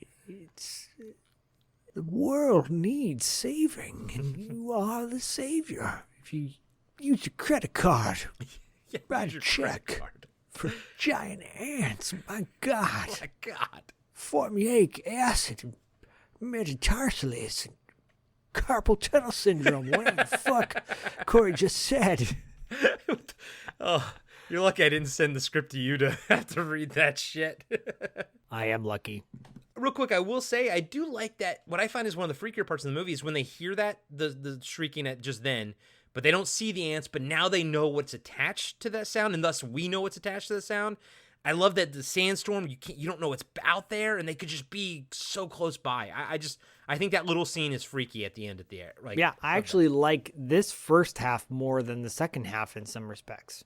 I completely agree with you, because this first half, it's like everything that I love about a Roland Emmerich movie. I always love the first 30 minutes of a Roland Emmerich movie because he does such a great job of setting up these huge buildups. You know what I mean? And I get shades of that here, which I wouldn't be surprised if he wasn't a fan of like movies like this. But yeah. I'm with you. As much I love this movie as a whole, but my favorite part of the movie is technically the first half. Yeah, me too. Cut to two choppers flying over the desert. One has Ben and Harold in the back, and the other has Bob and Pat. The pilot of the first helicopter with Ben and Harold also happens to be a general. He asks, Doctor, this nest we're looking for, how many giant ants do you think will be in it? Harold responds, well, General, I don't really know. If they follow the usual pattern of their species, the nest, depending on its age, may contain from several hundreds to several thousands. Ben looks at him in shock. The general says that if they run into several thousands of them, it'll take a bomber squadron plus the infantry regiment to mop up after them. How do you propose to keep that a secret? Harold reassures them that there might not be that many. The general asks how come they haven't seen them until now. Harold says that he doesn't believe they developed until recently. Then he sees what he thinks is an ant mound, but it's just a rock formation. He asks for the radio so he can speak with his daughter on the helicopter. The general hands him the headset and Ben shows him how to use it. I didn't track every bit of dialogue, but we get a funny scene of Harold using the call signs incorrectly as he talks to Pat over the headset, and Ben kind of like has to help him out with it. You know what? I'll say just watch the movie. It's funny. I like the dialogue It's funny. here. Yeah, it's a funny scene when he's like, say over and out. He's like, but why? He's like, because that's what you do. But I'm done talking or something like that. He's like, she knows I'm done talking. No, but you still need to say it. But why? Yeah. I always liked that scene, that little exchange, you know? Yeah, it's cute. It's funny. And he doesn't know how to wear it and all that. Yeah. Yeah. Puts it on his penis. Is this where you put it? He farts into it. He turns into Ace Ventura and just starts talking to his daughter through his ass. Let me ask you a question. I love Ace Ventura. And Reggie Jackson pops up and has a gun in his hand from a second base. No. Yeah. He asks if they've spotted anything yet, but she says no. Once they're done, Bob asks Pat if she's worried about her father. She says a little. She doesn't think he should have made the trip due to his age, but this is a scientist's dream come true. Just then, she spots the giant ant mound. The helicopter circles it, and we see an ant crawl out of the hole holding a human rib cage in its mandibles. It drops it, and the camera follows the rib cage as it rolls down to a pile of more human bones. We see a police belt, so we know one of them is Blackburn. Pat says to Bob, we just found your missing persons. Shit just got real. Yeah, and honestly, I mean, again, this is a horror movie, but, you know, I mean, full skeletons and stuff. I mean, you know what they're doing. That's got to be a little bit scary to Bodhi. I think so. Yeah. He was like, whoa. I said, that's pretty gross. He's like, yeah, that's pretty gross. He agreed. That's awesome. I love Bodhi. I love that Bodhi watched. I love Bodhi, but I also love that he watched it. That's so cool, he's dude. He's the best. You're definitely doing it right, my friend. I try. Showing him them at 8 years old. I love it. Cut to Dr. Harold Medford talking to Bob, Ben, Major Kibbe, and the general from the helicopter. I only ever call him the general, but he's General O'Brien. Yeah. The general says that the doctor is being inconsistent. First, he insists that secrecy is essential. Then he says that time is the most important thing. I've been instructed to take orders from you, but if time is that important, why don't you let me go in there tonight with some bombers and wipe out the nest? Harold says that bombing the nest tonight will only aggravate the problem. Pat hangs up a poster-sized cross-section of an anthill, showing what it looks like inside and underground. Dr. Medford goes on. The reason none of them have been seen during the day is because they don't like the heat of the desert. They forage only between sunset and dawn, when it's cool. Half the colony won't even be inside the nest tonight. Our best chance will be during the hottest part of the day tomorrow. Harold walks over to the map of the anthill and points out the corridors and food chambers. The nest even has water traps to keep the colony from drowning. He speculates the nest could be hundreds of feet deep. The general says that they can blast the entrance shut, but Dr. Medford says they would just dig out from somewhere else. Plus, they don't want the nest damaged. Not yet, at least. If they go out at noon, all of them should be in the nest. Their best chance is to generate enough heat by the entrance to keep the ants in the nest. The major suggests they use bazookas to shoot phosphorus rounds all around the entrance. Harold says that should work. Then they can drop cyanide gas into the opening and kill them. Then they go into the nest and make sure they got them all. So that's the game plan, but that is not the giant exposition dump. There will be a bigger exposition dump come later. Oh yeah, get ready, guys. This had a great soundtrack though. It was like dun dun dun dun from Predator. Yes. I was waiting to see. I was like, is that Predator? Yeah. Anytime. And then and they're in the helicopter, and Little Richard comes on. Was it Longtail Sally? Yeah. And Dr. Medford's like, I like this song. Dr. Medford pulls out a thing of dip and says, "This stuff will make you a sexual tyrannosaurus." And Pat says, my girlfriend's. And then Bob goes, I guess I don't have a shot then. Huh? Now I want to watch Predator. Cut to the next day at noon, and everyone in the previous meeting is out on the desert by the giant mound. The men are unloading bazookas while the two Dr. Medfords watch. They set up 2 bazooka teams to lay down the phosphorus. Bob loading for Major Kibbe, and the general loading for Ben while he shoots. As the general is loading Ben's bazooka, he says, "This is the first time I've ever loaded one of these babies." Ben says, "That makes 2 of us. This is the first time I've ever given orders to a general." Military. First time I've ever given birth to a hand. What? What? Tap me on my head. Ben fires his bazooka, then Kibbe fires his. Both teams fire about 5 rounds each, turning the area around the hole into a burning cinder. Ben and Bob then don fireproof suits and walk over to the entrance of the ant nest. They see one of the ants peek its head out, but they shoot it and quickly throw a bunch of cyanide grenades down the hole. Fade to a short time later, and we see Ben and Bob setting up ropes to rappel down into the nest with. Ben has a flamethrower on his back. He asks if the doctor thinks they're all dead down there. Harold believes so. They used enough gas. All parts of the nest should be saturated by now. Bob says, "Well, if I can raise an arm after we get out of this place, I'll show you just how saturated I can get." I was like, yeah, dude. Yeah. The men see Pat walking over. She has her gear ready to go in the hole. That didn't sound right. She has her gear ready to go down into the hole. Bob asks what she's all made up for. She says she's going down there with him. When Bob protests, Pat says, "Someone with scientific knowledge has to go. My father is physically unable to do it. That leaves me." Bob says it's too dangerous, but Pat insists that a trained observer has to go into the nest. There are more important things to find out than whether or not all the ants are dead. You wouldn't know what to look for, and there's no time to give out a fast course in insect pathology. So let's stop all the talking and get on with it. This is probably the most forceful Pat ever is, and at the same time, this is probably the most interesting her character ever is in this scene right here. Yeah. Where I was like, well, we should put one scene in there where the woman looks strong. It's a shame it just took 30 more years to start giving us strong female. Well, less than that because of Ripley and everything. But if you listen to what's her name from Hunger Games, it took another probably 70 years to get a strong female action lead out there, right? Yep, all those young people who don't do the research. Yep. That was the most preposterous statement that What's Her Nuts ever fucking made. I know. I'm just like, don't.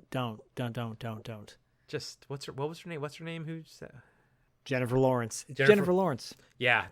I mean, come on, hey, Jennifer, why don't you go do some research? I don't watch movies. I just act in them. Okay, that's fair. But how could you not know Alien? Like Ellen Ripley, you know what I mean? I mean, come on, even Cynthia Rothrock came out and she's like, tap, tap, tap. Yeah. I could kick your ass. Yeah, seriously, fucking seriously. Even now, nowadays Cynthia Rothrock could fucking kick Cynthia her ass. Rothrock could still kick 95% of Hollywood's ass. 100% fucking agreed. And you know what? Is her movie still being backed on Kickstarter or whatever? Yeah, or she's got another Black Creek. She's blackcreek.com. Go to blackcreek.com and you can check out. She keeps putting up new incentives. She did an Indiegogo for a week to raise some funds. She did a Facebook marketplace thing for some funds. You can still contribute to her project after the Kickstarter ended, and she's making a kick-ass Western that a lot of people want to be a part of. So that's cool. It's going to be a legit badass Western. She's going to kick some ass. As a fan of off-kilter Westerns like The Quick and the Dead, and I'd say even Last Man Standing is almost like a Western, but off-kilter a little bit. I'm excited for that one. Yeah, me too. If I can visit the set, I'll give you some exclusives. You better visit something while you're there. I'm working on it. better visit Cynthia Rockthrock while you're there, if you know what I mean. Wow, wow, bow, chicka, wow, wow. They all have gas masks as they go down into the nest. Yeah, this is creepy. This is cool. Mm-hmm. Agreed. And it's a set, but it's still interesting. Yeah.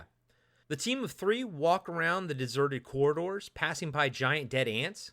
Pat touches the wall and says, "Look, held together by saliva." Ben says, "Spit's all that's holding me together, too." They move deeper into the nest. As they're walking down another corridor, they see the wall start to move. Just then, a giant ant breaks through and Bob and Ben light it up. Bob shoots it and Ben uses his flamethrower.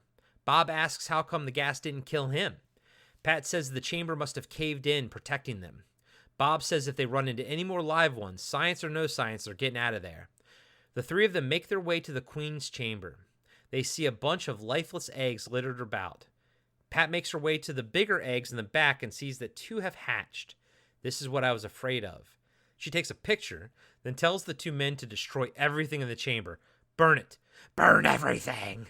Burn it all. The men light the place up like Ripley and Aliens. Let's rock. Yeah, but you're right, dude. Like, yes, this is set and everything, but like, it looks cool, and the ants always look cool, like in it and whatnot. And I have to point out, there are only ever 3 ants at a time. They do a great job of making it look like there's more, but they the production only constructed 3, and they do just movie magic to make it look like they have more. Yeah, you get the illusion that there's a whole lot of more ants. Cut to Dr. Harold Medford looking over the photos Pat took. They're all back in the police station now. Pat says, "There are no larvae or pupae in the egg chamber. They all seem to hatch directly from the eggs. I attribute it to part of the whole mutation process." Harold agrees and asks if she's sure 2 of them left the nest. "You found no winged ants in the nest anywhere?" Pat says they saw only worker ants. The general says, "I don't get it. You 2 act like it was the end of the world." Harold says it could be. The 2 empty egg cases contain queen ants. Newborn queen ants have wings. So have their consorts, male ants. The brutal fact is, we didn't destroy this first nest soon enough. 2 young queens hatched out, dried their wings, and flew away, each with 1 or more winged males. They've gone on their wedding flight. You needn't worry about the males because they'll die very quickly, but the queens." Ben cuts him off and asks, "Are you telling us there are going to be other nests?" The doctor replies that a single queen is capable of laying thousands of eggs. From those will hatch dozens of other queens. The general asks how far they can fly. Harold doesn't know. They have limited flying power and are mostly dependent on winds and thermal currents to carry them along. "You guess." Bob says, I like it. He's like, "I don't know. You guess." Bob says, "I thought today was the end of them." Dr. Medford ominously replies, "No, we haven't seen the end of them. We've only had a close view of the beginning of what may be the end of us," he tells the general to inform Washington. And that's the dialogue it's just like, no, we haven't seen the end of them.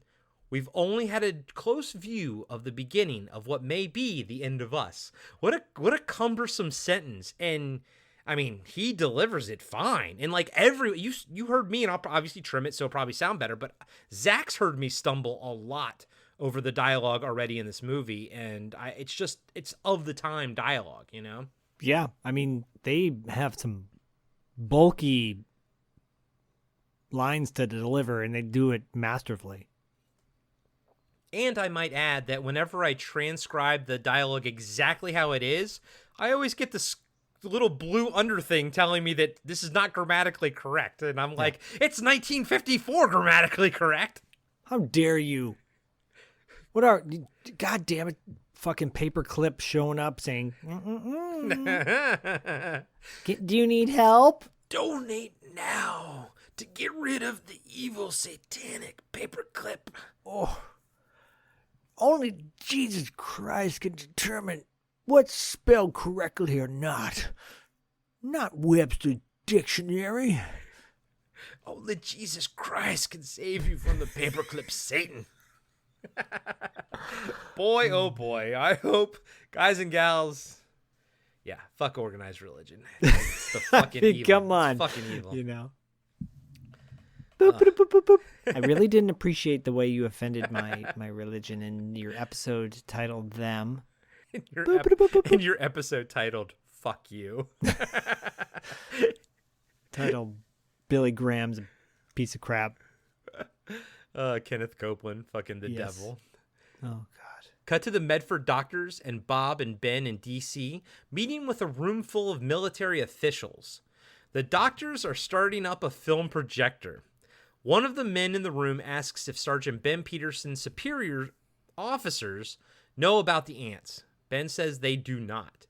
The general and the doctor felt secrecy was essential. When asked if he felt the secrecy was essential, Ben says he does. No police force in the world would be able to handle the panic if they found out these babies were loose. Harold says they are ready for their presentation. Now, some of you have displayed incredulous attitudes towards our reports and photographs. The rest of you are trying to understand the gravity of our situation, but repeatedly ask how really serious it is.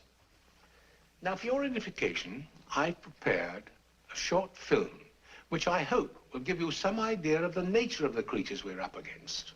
In a small way, of course. Robert, please turn out the lights.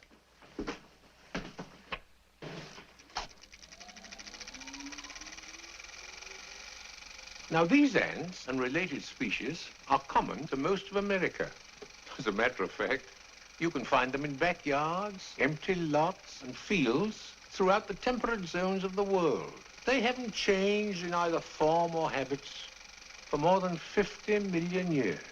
Here, for instance, is one such specimen that got himself trapped in amber, which we know is at least that old. Now we come to some different kinds of ants. The big fellow there, feeding on the smaller red grease eaters, is of a savage species called Camponotus vicinus maya. He's of a desert variety, very similar to the giant mutations we found in New Mexico. There is a side view of a small nest. Those white objects are ant eggs.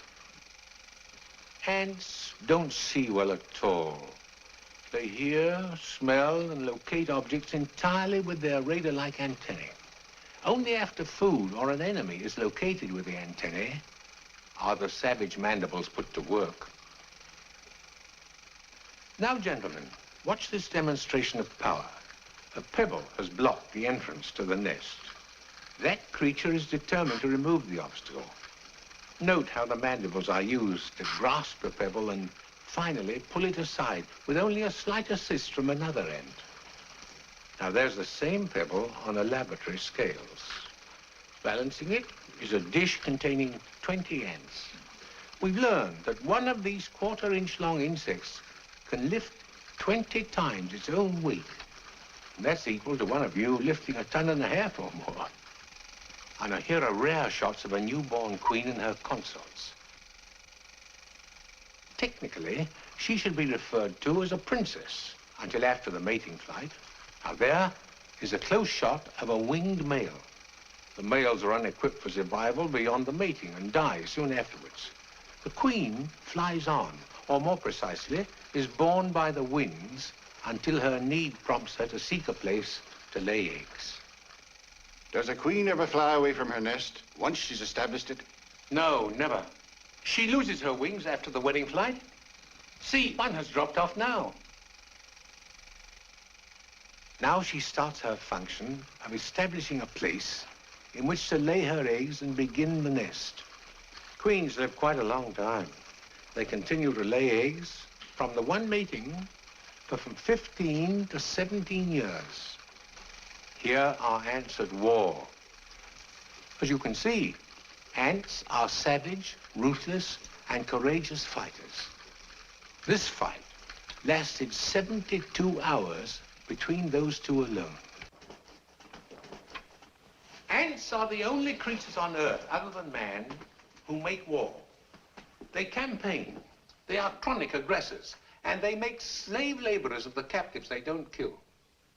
None of the ants previously seen by man were more than an inch in length, most considerably under their size.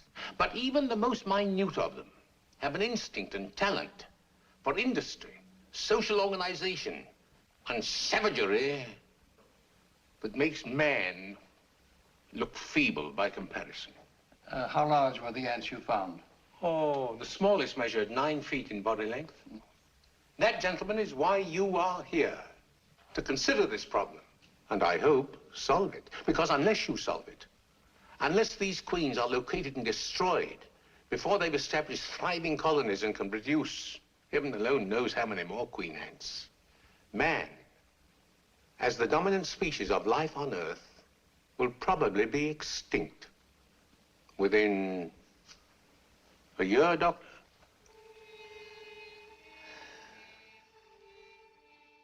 So, as you can see, the stakes at this point are pretty high in the movie.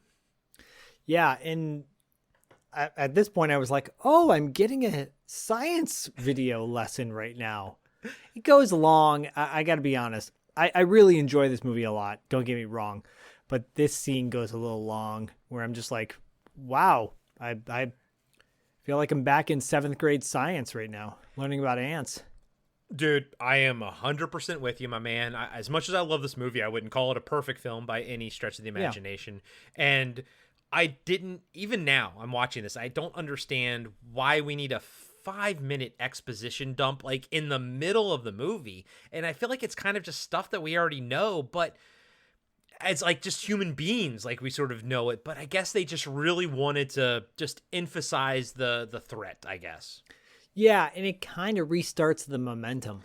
It does, and that's why I say that this movie's kind of like a 2-part film, because we are literally at the halfway point, and it shifts again. It becomes a sort of a different movie, and I still, like you said, and as much as I love this movie, I still love the first half prior. Yeah, and it's going to get interesting. Yeah, for sure. Cut to a shot of a senator leaving the meeting we just saw. He gets hounded by reporters wanting to know what the secret meeting is all about. The senator gives the typical no comment and drives away. The 2 reporters wonder about all the secrecy and why there are so many radio transmission towers in the building. Inside, we see a military nerve center. They have people monitoring news reports for possible clues as to where the queen ants are. The stuff they are looking for is printed on a wall, and it is kidnappings and missing persons, unsolved murders, alleged suicides, migrations of wildlife, thefts of sugar, syrups, or sweets, strange phenomenon such as flying saucers, strange odors, count me, high-pitched sounds, unnatural things alive or dead. So it's basically they're doing what like we now use AI algorithms to do when we like people scrub like Instagram and stuff like that. They are literally just have an army of people reading reports looking for these sort of keywords and stuff. Yep. So this is posted on the wall inside the office. We now see a very young and hunky Leonard Nimoy in one of his first fucking roles. As like a military officer, he receives a telegram.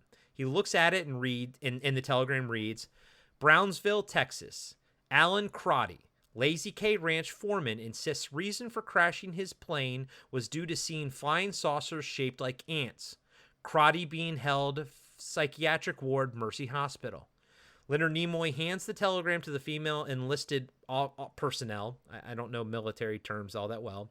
At a typewriter. He says, those Texans, when bigger stories are told, Texans will tell them. That ought to fit in with the kind of stuff they're looking for upstairs.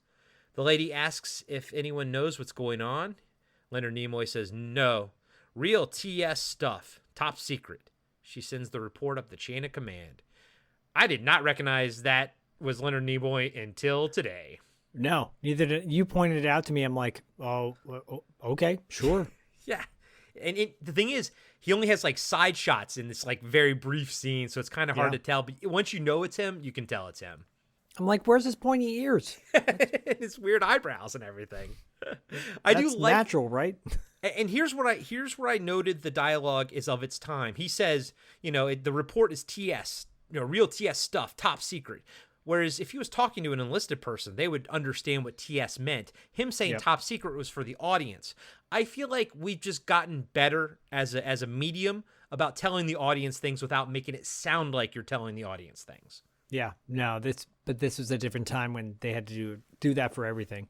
Because, you can't count on people being like, Googling like, oh, what is this? You know what I mean? Right? Yeah. No.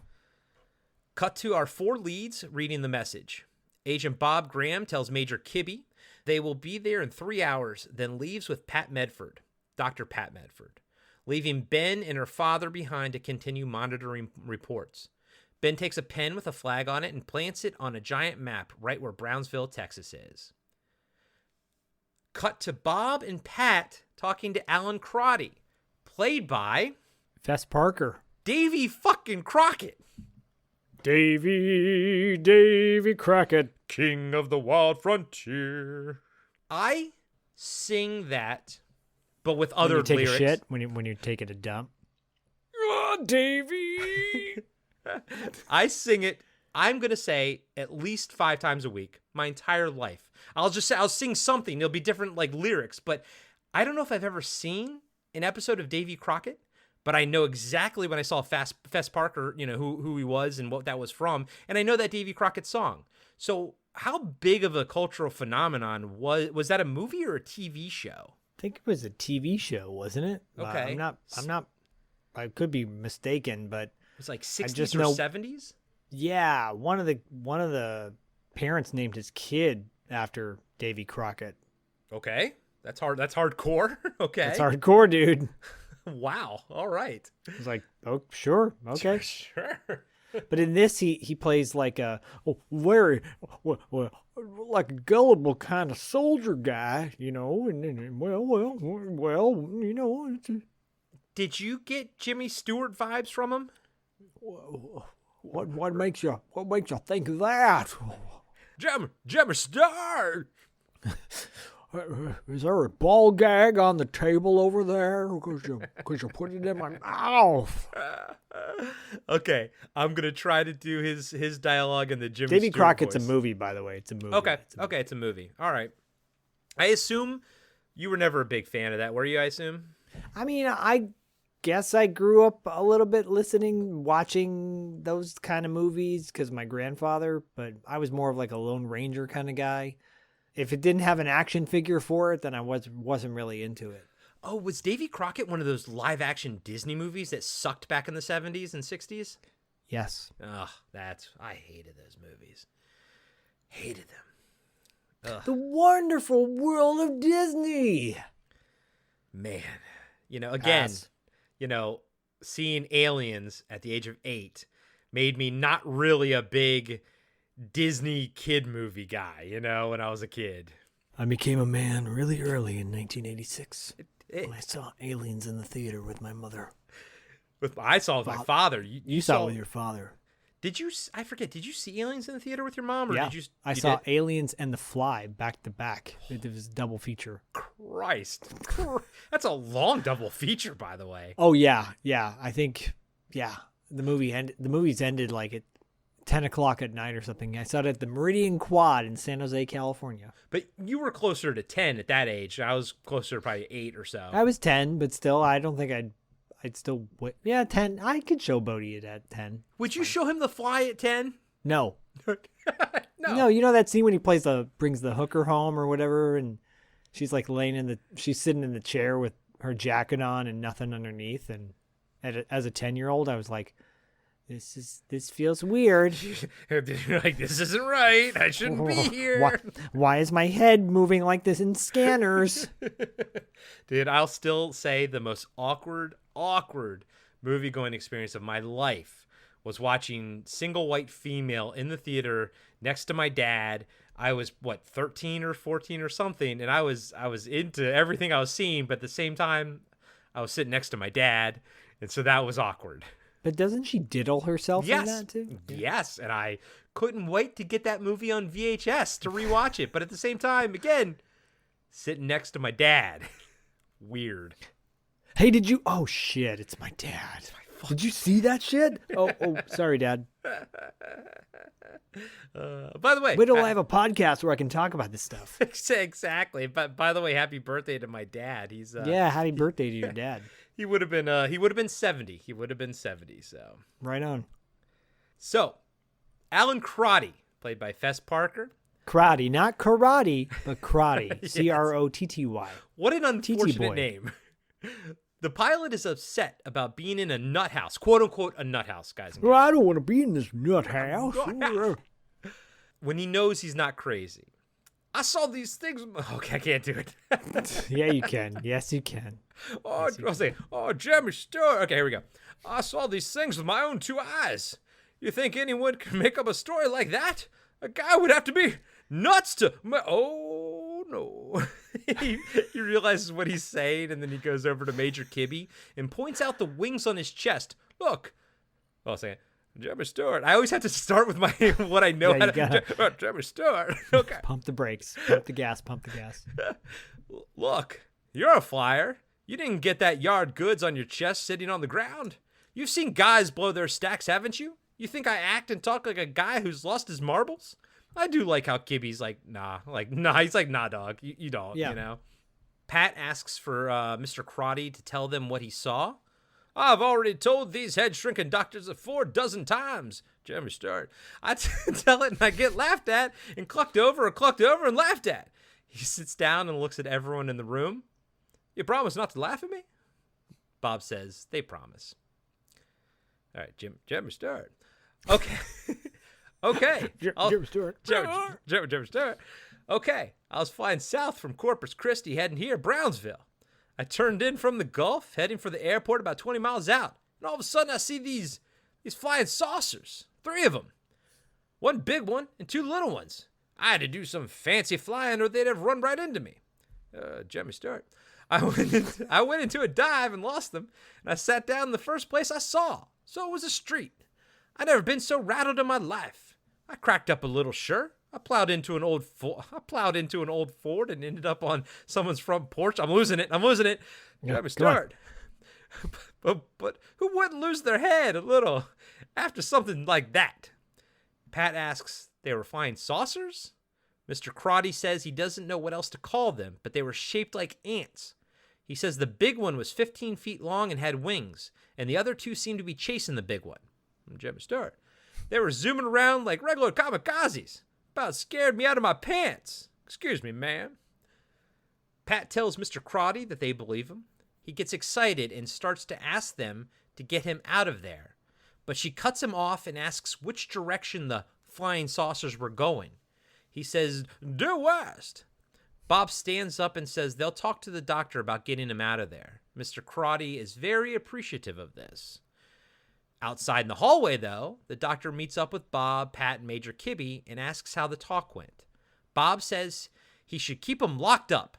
The doctor looks surprised because he just recommended Mr. Crotty's release. The doctor thinks it's just a publicity stunt. Bob says that the government would appreciate it if he's kept in the hospital so he doesn't get the word out. He has to have absolutely no visitors, and if any information is given out about him, Washington will hold you responsible, doctor.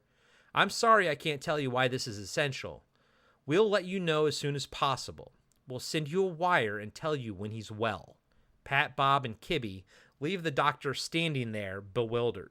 And I like the scene, not just because I think Fess Parker's fun to watch and he's doing his thing. There's like a lot of energy there, but I like the scene because it feels very contemporary. Like they're like, yeah, man, we'll get you out of here, and they go right out to the fucking doctors and be like, nah, dog, you can't let him out. Like, you know, yeah.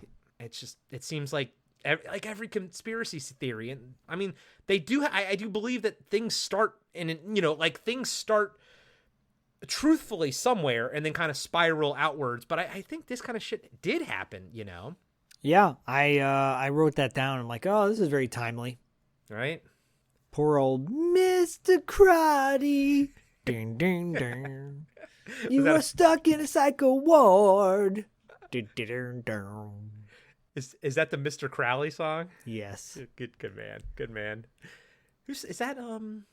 That's Ozzy. That's odd. Yeah, I was gonna say it, and I should have gone with my gut. Now I sound like the asshole, but okay. You're an asshole. Yo-dio. But you know who Jennifer Lawrence is. Yeah, and I also fucking know who Ellen Ripley is too, and Sarah Connor. Yeah. And Dr. Pat Medford. God damn it. God damn it. God damn it, Pat. Back in the Them Nerve Center, Bob, Pat, and Dr. Harold Medford are trying to figure out where the ants are heading based on Mr. Crotty's information. Harold suggests they inform the Mexican government and keep searching the nation as high north as Santa Barbara in California and as far south as Texas. Bob says that's a lot of area to cover. Just then the phone rings and Harold answers it. Then he says he'll be right there. Cut to Harold in another room of the building. This one is filled with what looks like naval officers or personnel or whatever. But they seem to be Navy versus Army. Yeah. It's all the facets of the military. Right? Are on display here. A report came in about a nest of giant ants hatching aboard a ship at sea. In fact, the report is coming in as they speak. As the soldier is typing out the telegram, the movie fades to the ship and we see someone desperately typing on the telegraph while shots are being fired in the background. The camera pulls out and we see men fighting and getting killed by ants while the guy is on the telegraph. Eventually, an ant breaks through and kills the guy delivering the message. I always thought this scene was really cool. Yeah, it's intense. It reminds me of like something out of Starship Troopers or something, Oh, yeah, big time. I mean, that movie owes a lot to this, too. Agreed. Cut to Pat putting a pin in the map where the ship was last reported. They read a report from another ship that came across the one with the ants. There were only 2 survivors, but they couldn't check the ship due to the infestation. The order was given to sink the infested ship with naval gunfire. One of the Brasks asks how the ants could have gotten on the ship without anyone noticing, and Harold says they probably sneaked on board when it was anchored in Acapulco, Mexico for 3 days and 4 nights. Pat reads a report that one of the hatch covers on hold number 1 was open the entire time, even at night. Since most of the crew was on shore, the Queen could have boarded at any time. An open hole would prove most inviting. Doesn't it always? The hole of the Glory, USS Glory. The glory hole was violated. It was most inviting. Just goes to show you that when Satan gets a hold of a hole, what it can do to a man. That's actually true. Speak from experience. My hole was invaded by Satan. Send money now. Use your credit card. Look at the number at the bottom of the TV and dial it on your phone and write a check to get Satan out of the glory hole. The hole of glory. The glory of my hole. Sing it. Glory, glory hole. Perfect. Hey everybody, Corey here. I just wanted to let you know that we'll be right back after these short messages. Hello everybody, I'm Adam. I'm John. And every week we are giving you a blast from our past. We are the podcast that brings you full-on movie breakdowns, TV show reviews, album reviews, top 10s, and more, all from the things of our nostalgic past. So please join us every single week on the Blast from Our Past podcast. You can find us on Spotify, Stitcher, Apple Podcasts. However you listen to podcasts, you can find us, and we would love to have you take a trip with us to the land of nostalgia. I'm John, and I'm the host of Action Action. Every week, I'm joined by James. Heyo. And Dustin. Hello. And each week, we review, debate, and rank a different action movie. We're creating the ultimate list of action movies. From awful to awesome. So if you want to hear 3 more white guys with beards talk about action movies. And argue about where they belong on our list. And decide you hate us because we made fun of your favorite movie. Join us every Tuesday, and you can find us on your favorite podcatcher. And Steven Seagal is a joke. And now, back to the show. There was a discussion about whether or not they should go public or not. The 2 doctors still think it would cause a panic. Pat walks over to the map and shows them a few spots where the dead ants were found, then tells them they have a strong lead in Los Angeles. Mr. Graham and Sergeant Ben Peterson are there now. They were flown west by Major Kibbe to check a rather large sugar theft. 40 pounds, to be exact. Now, this should be cool for you because all this was filmed over in East LA. Shit, dude.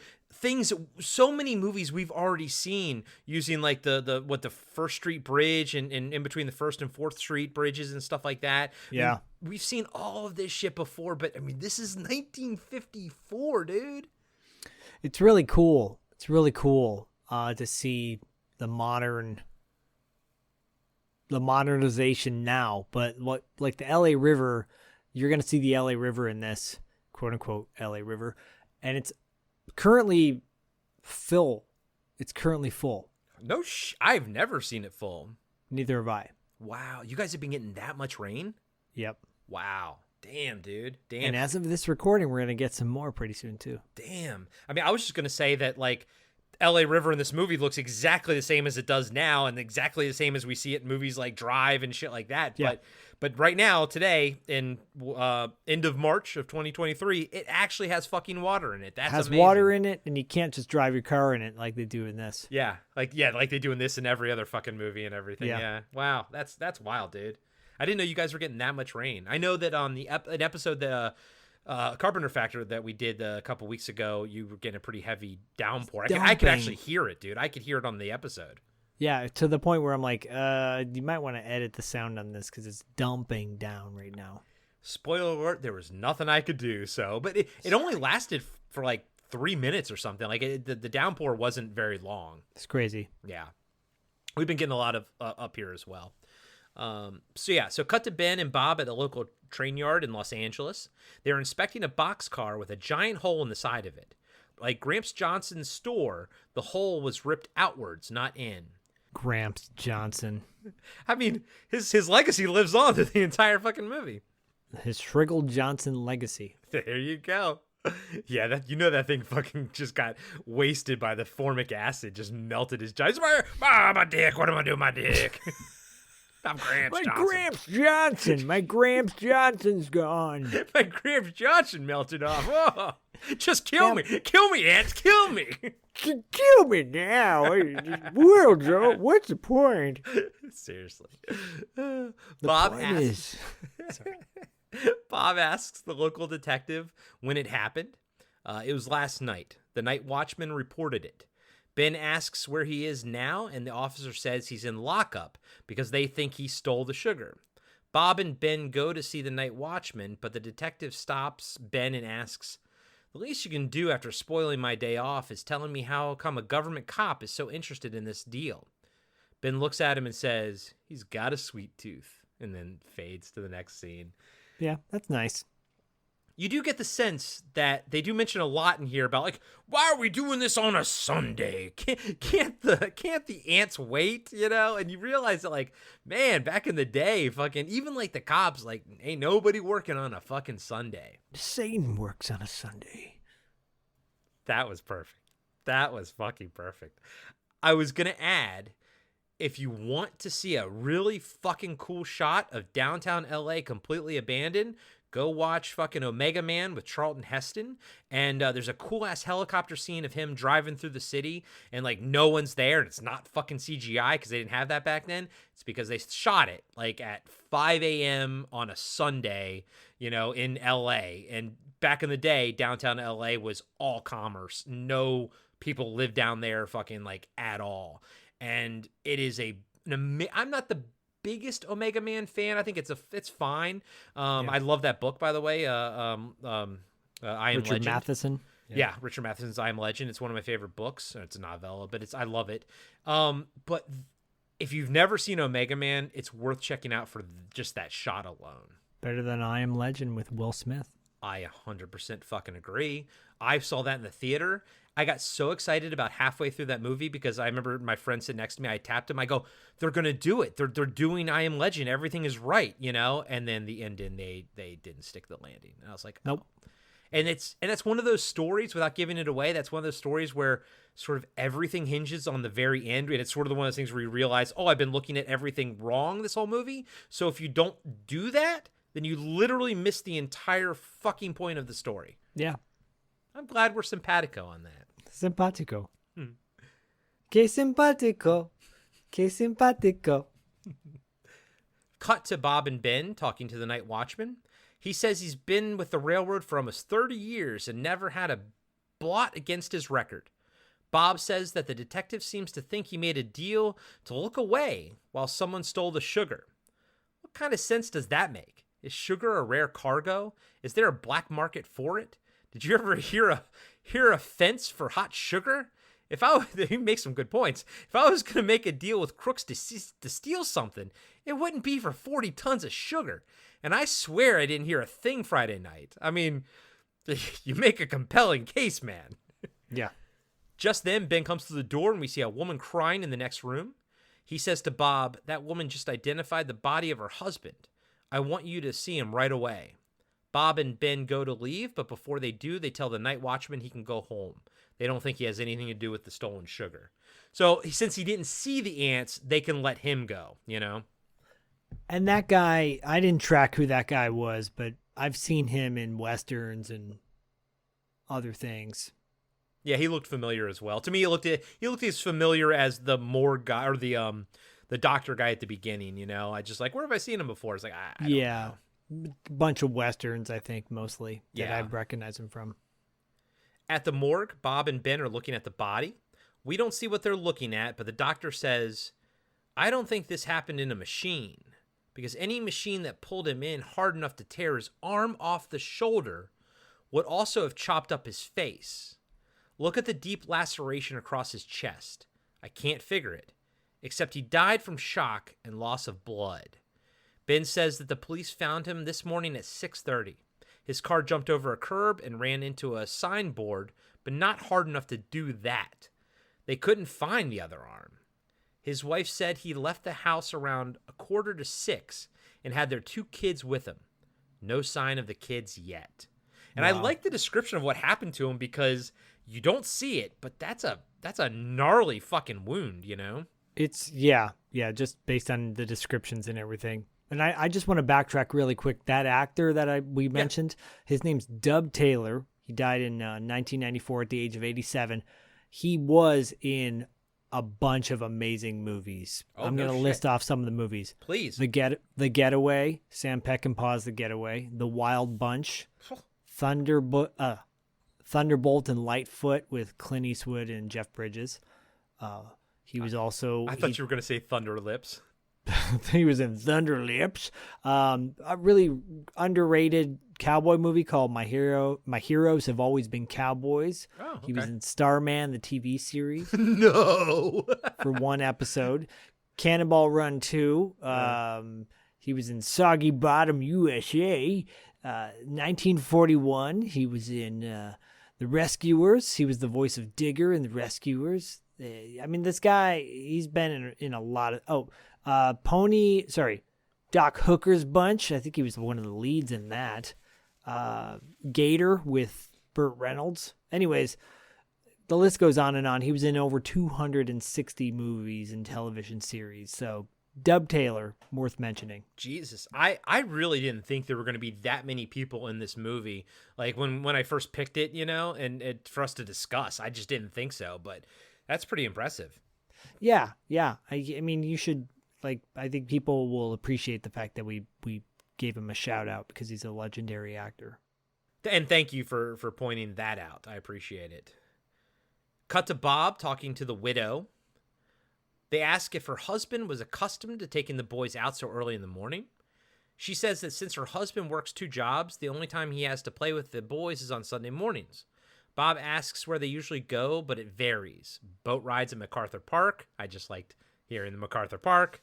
Yeah, the zoo. She doesn't know where they were heading this time, though. Ben pops his head in and tells Bob he has to talk to him. In the next room, Ben introduces Bob to the 2 patrolmen that found the car and the dead husband. He tells Bob that Pat and Harold Medford are flying out and will be here tonight. Bob asks one of the police officers to show him on the map where they found the body. It's nowhere near MacArthur Park. They need to find out where he took these kids this morning and fast. They mull over some ideas that don't pan out, but Bob asks if they made any arrests during the morning. One of the officers says, 3 drunks and a traffic citation. Bob wants to talk to all of them in the off chance someone might have seen something. Cut to Bob and Ben talking to 2 of the drunks at the police station. He asks one of them where they were going when they were arrested, and he says he doesn't know. He doesn't even know where he was coming from. The other one isn't much help either. Bob talks to the traffic citation. A young lady who says all she did was go through a red light at 60 miles an hour? Were you running from something? She says no. She was trying to get home after spending the night with a sick friend who she won't name because he's married. All the guys... Oh, adultery in the 50s. Yep. All the guys smirk and Bob tells her she can go. He says he's through with the other 2 drunks as well. Ben asks about the 3rd drunk, and the officer says he's in the alcoholic ward at the hospital. Cut to the alcoholic ward at the hospital. The doctor says that the patient snuck out on Saturday night and the cops brought him back here this morning. Bob, Ben, and Major Kibbe talked to Jensen about what he saw. Did the actor who played Jensen jump out at you at all? So there's alcoholic ward patient played by Harry Wilson. So first of all, Dub Taylor's uncredited. And then the 2 alcoholic ward patients are uncredited. Harry Tyler, who plays Harry, and then Harry Wilson, I think, who plays the other one. They both, neither of them jumped out to me. Both of them passed away before the 80s. And then Olin Howland is the one that plays Jensen, and he was actually in Gone with the Wind. Oh. And he was actually the old guy in the Blob that I think finds the Blob, and then it kind of goes down his arm and all that kind of stuff. In the original Blob? The original Blob. He was also he's been in a shit ton of stuff. I think he worked up until 2017. Holy shit. Nope, that's wrong. Hold on. He said he died in 1959. Why does he have a credit in 2017? They must have used archival footage or something like that. Yeah, his last credit is in 1959. But I think the Blob is his biggest standout role. Yeah, that's cool. Cool. Yeah. Cool. Yeah. So he didn't jump out at you then. No, he didn't jump out at me and go, touch the hand of God if you want to defeat Lucifer and Satan. I do want to ask, because I don't remember from our conversation, have you ever seen the original Blob? Oh yeah, I owned it up until not that long ago. I think I had the Criterion edition, and then I sold it. Okay, I've never seen the original. It's good. It's good. Okay. It's Steve McQueen. He's reserved. It's not full on Steve McQueen, but it's Steve McQueen, and I love Steve McQueen. He's probably one of my favorite old time actors. So yeah, it's worth watching. Is he play the Matt Dillon role? Yeah, pretty much. Okay. And he's way better than Matt Dillon. Guys and the only thing about the Blob that I would change is the casting of, Kevin Dillon. I would change the cast. You're right. I'm just not a fan of Kevin Dillon. He doesn't do it for me. It's something about his face. He just looks smug. He's just not sexy, Jack. He's just not sexy, Jack. No, when he pops up in No Escape, with Ray Liotta. Yep. And I'm like, I love in Ernie Hudson. I love that movie. He pops up and I'm like, no, I just, people are like, oh, did you watch Entourage? No, I don't need to see a bunch of douchebags in Hollywood walking around with Yeah, seriously. young actors, and no. Yeah, no. I'm not a fan. Not a fan. Guys and gals, go check out our Blob episode. We recorded, Jesus Christ, a couple years ago now at this point. Jesus Christ. Jesus Christ. Touch the hand of God in the blob. Touch the penis of God. the penis. There we go. So Jensen. And he's kind of a fun little character too. Bob asks how he's doing, and he says fine. Then he looks at Major Kibby, who's in his uniform, and asks if they're looking for recruits. Kibby says no. Bob asks if he comes to the hospital often. Jensen says he likes it here. Bob asks Jensen if he saw anything unusual yesterday or this morning. He looks out the window next to his bed that's facing the LA River and says he saw some little airplanes this morning, but they're gone now. They didn't seem big enough to get into. Ben asks big enough for what to get into. Jensen says the ants. Then tells Kibby that he wants to get out of here, but he's not going to join the army to do it. Ben tries to get the conversation back on track and asks Jensen what kind of ants he saw. Biggins. Biggins, which I think was the porn mag on Married with Children that Al loved, was Biggins. Oh, the birth of Biggins started with them. Biggins. I'm talking about them. What? Them what? Them Biggins. Them Biggins. God, I used to love Married with Children. Tried to watch it, a few years ago.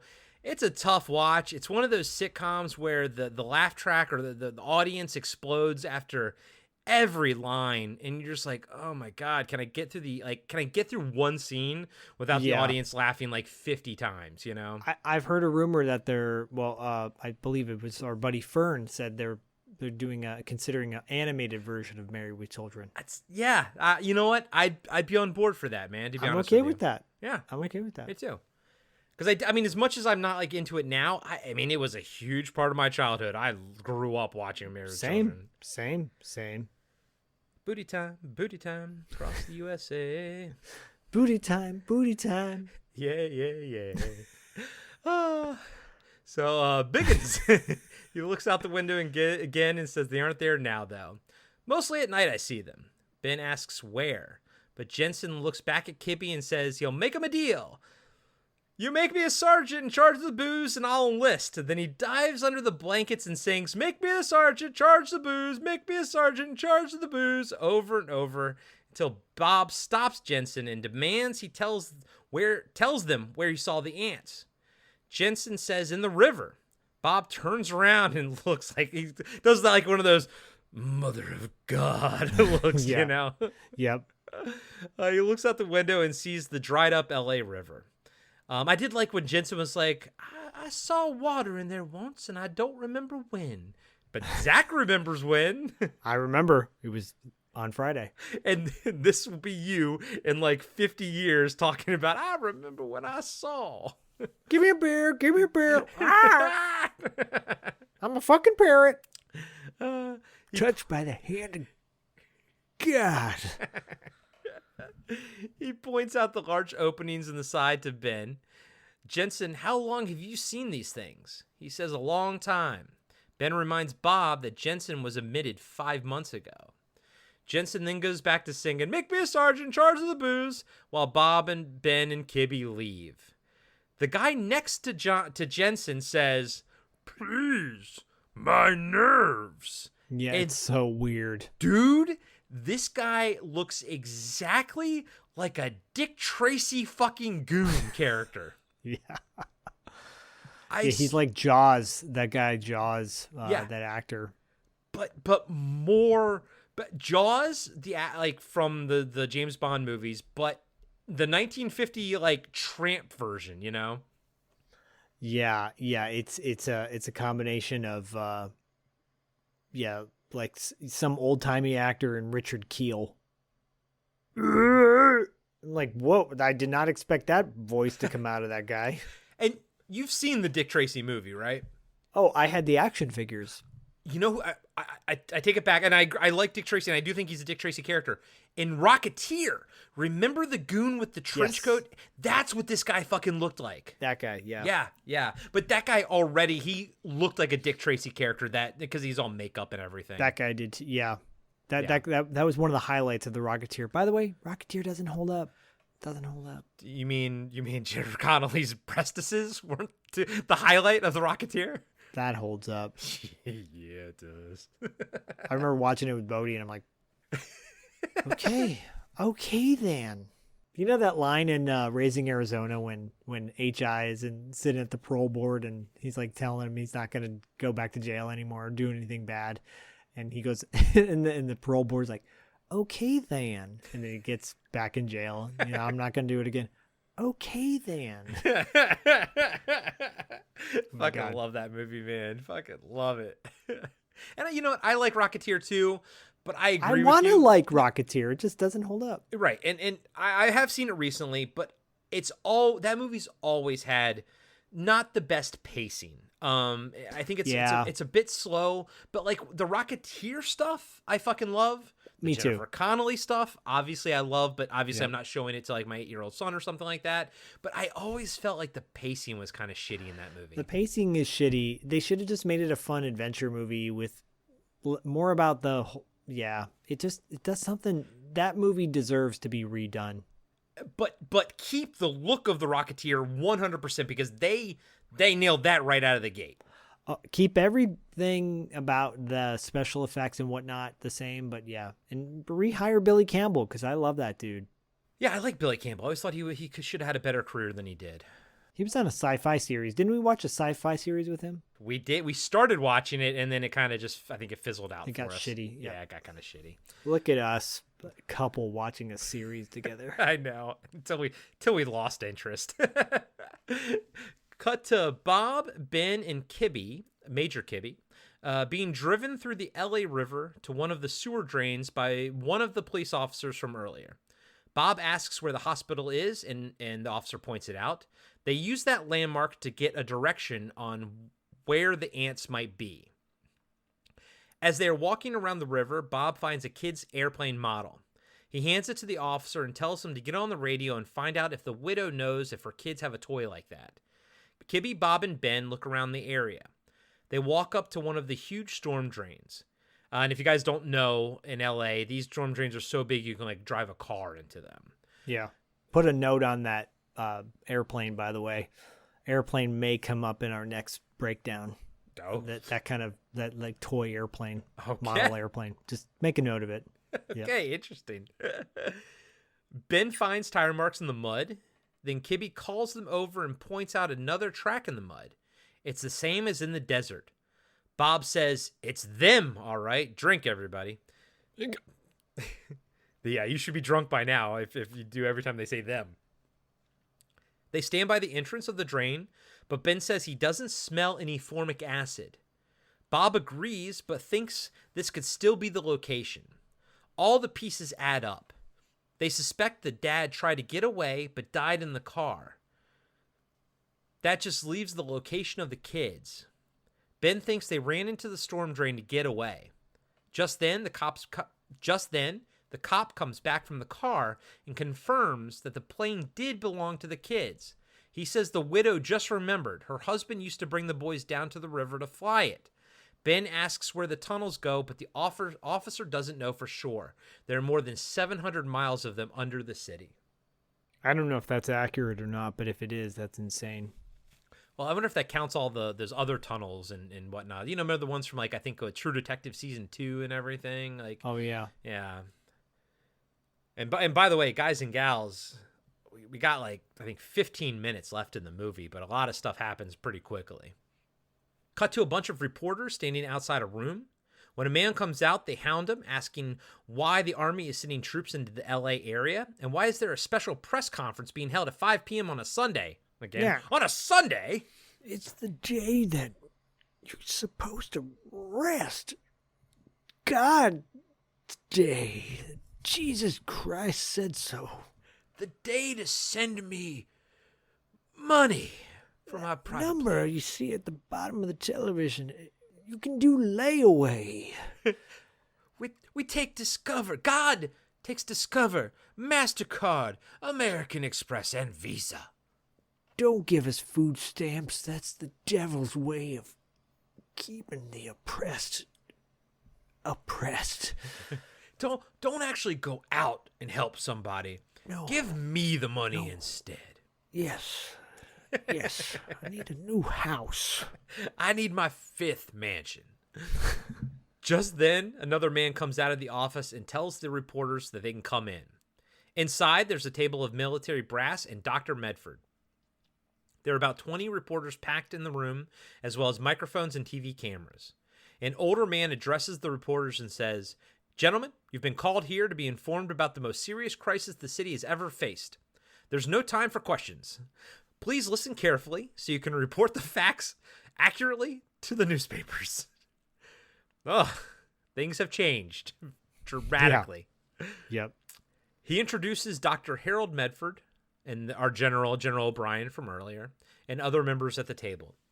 An announcer sets up a microphone and says to the camera, "We interrupt all radio and television programs for an indefinite period. Please keep your radio and television sets turned on. This is an emergency." Then the general starts talking into his microphones. "By the direction of the President of the United States, in full agreement with the Governor of the State of California and the Mayor of Los Angeles, the City of Los Angeles is, in the interest of public safety, hereby proclaimed, I proclaim, to be under martial law." As the reporters in the crowd mumble, we cut to various locations around Los Angeles as the broadcast plays on TVs and radios. It's mostly every street stuff that you see in LA is definitely the Warner Brothers backlot. Yeah, at this point. I'm like, no, now we're back on a set. Damn it. Yep. Now for the reason for this most drastic decision. A couple of months ago, he just puts it all on the table, by the way, guys and gals, it's all out there now. A couple of months ago, in the desert of New Mexico, gigantic ants were discovered. These ants are similar in appearance and characteristics to the household and garden pests you are familiar with, except they are mutations ranging in size from 9 to 12 feet in length. The New Mexico colony was destroyed, but 2 queen ants escaped. One has been accounted for and destroyed. The other has not yet been found, but it is known to have established a nest somewhere in the storm drains beneath the streets of Los Angeles. It's not known how long this nest has been established or how many of these lethal monsters have hatched. Maybe a few, maybe 1,000. We see people watching as police and the army drive through the streets of LA, and this I noted, or more accurately, the backlot of Warner Brothers. Yes.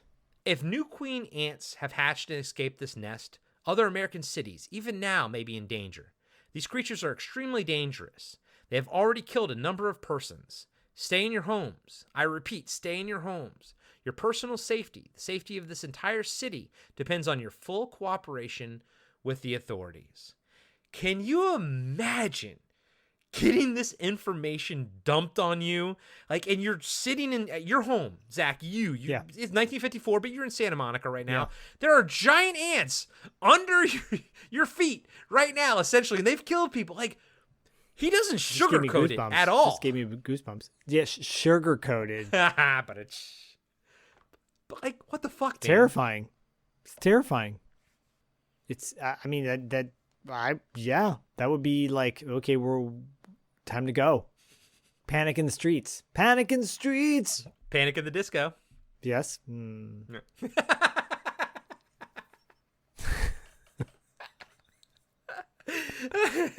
I think you're not a big fan of Panic at the Disco. I like how you're, yes. You chastised me immediately for mentioning that. I'm just not a fan of that, watch me sing. Okay, yeah, I get it. You can hit notes. But, I guess my question is, again, you now with the family and everything, but if you heard this now, you had Kristen, you have Bodie, you got Fozzie, you got the little dragon thing, you got everything. What are you doing? What, are you staying in your house, or what are you doing? Oh, God, and the beach is right there. Maybe go to the beach. There you go. Drown those motherfuckers, right? Drown those motherfuckers. Cut to later that night, and a full platoon of soldiers is setting up positions in the LA River by the storm drain they think the kids are hiding in. We see Dr. Pat Medford drive up to the staging area with the mom of the two boys, and an MP asks if she has a permit to be here. He tries to move them along, but Ben tells the MP they are cleared to be there. The mom asks if they found her kids yet, but Ben says no. Bob reassures her that they have a lot of people looking for them. He says it might take a while and she should wait at home, but she insists she wants to be there when the boys are found. Bob and Ben walk over to Doctors Pat and Harold Medford. They are talking to someone who I don't know who this guy is or why he has authority, but they're talking to someone about the best way to handle the ants. The guy seems to think they should pour gasoline into the sewers and light the tunnels on fire. Bob says they can't do that until they find out if the two boys are in the tunnels or not. The dude says, "Are we supposed to jeopardize the lives of all the people of this city for the sake of two children who in all probability are probably dead?" Yep. And Bob's I like how you're like, "Yep, that is actually what you're supposed to do." Yeah. I thought you were going to be on their side, not this guy's side. I was not expecting that at all. Zach's like, yeah, that is actually what you're supposed to do. What do you call it? Collateral damage. Jeez. Cold-blooded. He was cold as ice. There's times in this, you gotta look past one little child and just know that Satan has a plan. Just like God has a plan. I was not expecting that direction, but okay. I know you weren't. You're welcome. Bob says, "Why don't you ask their mother that question, mister?" Ben says, "Yeah, she's right over there." Yeah. Yeah. The guy turns It would have been funny around- if he just kept going, yeah. Yeah. The guy turns around at the mother and says, "Yeah, I see what you mean." Okay, well, that's at least he's not a complete piece of shit like you. I love how he like gives her a look though. He like looks her over. He's like, "I see what you mean." Like, she's gonna need some comfort. Harold chimes in and says that they can't risk fire until they know for sure whether any new queens have hatched. Harold then walks over to the general and asks if they can start now. The general thinks they're ready, but the major says that they haven't heard word from the troops on the north side of the tunnels. A radio operator tries to contact them, but nothing. The general says they're going to start anyway. The general radios to all search units to proceed into the storm drains. We see trucks full of soldiers drive into the large drain pipes. Bob, Ben, Pat, and Kibby and their men follow in jeeps. I thought not having communication with the northern troops was going to lead to something. Me too, but I think at this point they're like, we got 5 minutes left in this movie. We got to hurry it up. Yeah, there's literally like 10 minutes left, and every minute they use every minute. Shortest finale I've ever seen in a movie ever. I know. I paused it at one point, and they didn't even torch the queens yet, and there was like 90 seconds left in the movie. And yeah, I'm like, oh, there's no end credits, I guess. No, none at all. Inside the drains, we see a line of military jeeps driving through the water and using their lights to look around the tunnels. Bob, Ben, Pat, and Kibby all report back to the staging area where Harold, the general, and the mom are waiting anxiously. Each of our 4 characters are in different jeeps and different tunnels. They are about a half mile in, and none of them have seen the ants or the boys. We cut to Ben telling his driver to stop and cut the motor. He hears something. He then radios and tells everyone to stop all motors. Ben sits quietly listening, then hears some thumping coming from a drain pipe. He gets out of the Jeep and climbs up to the pipe. He asks where it leads, and the driver looks at his map and says it leads to an area that's still under construction. Ben climbs back down and puts on his flamethrower.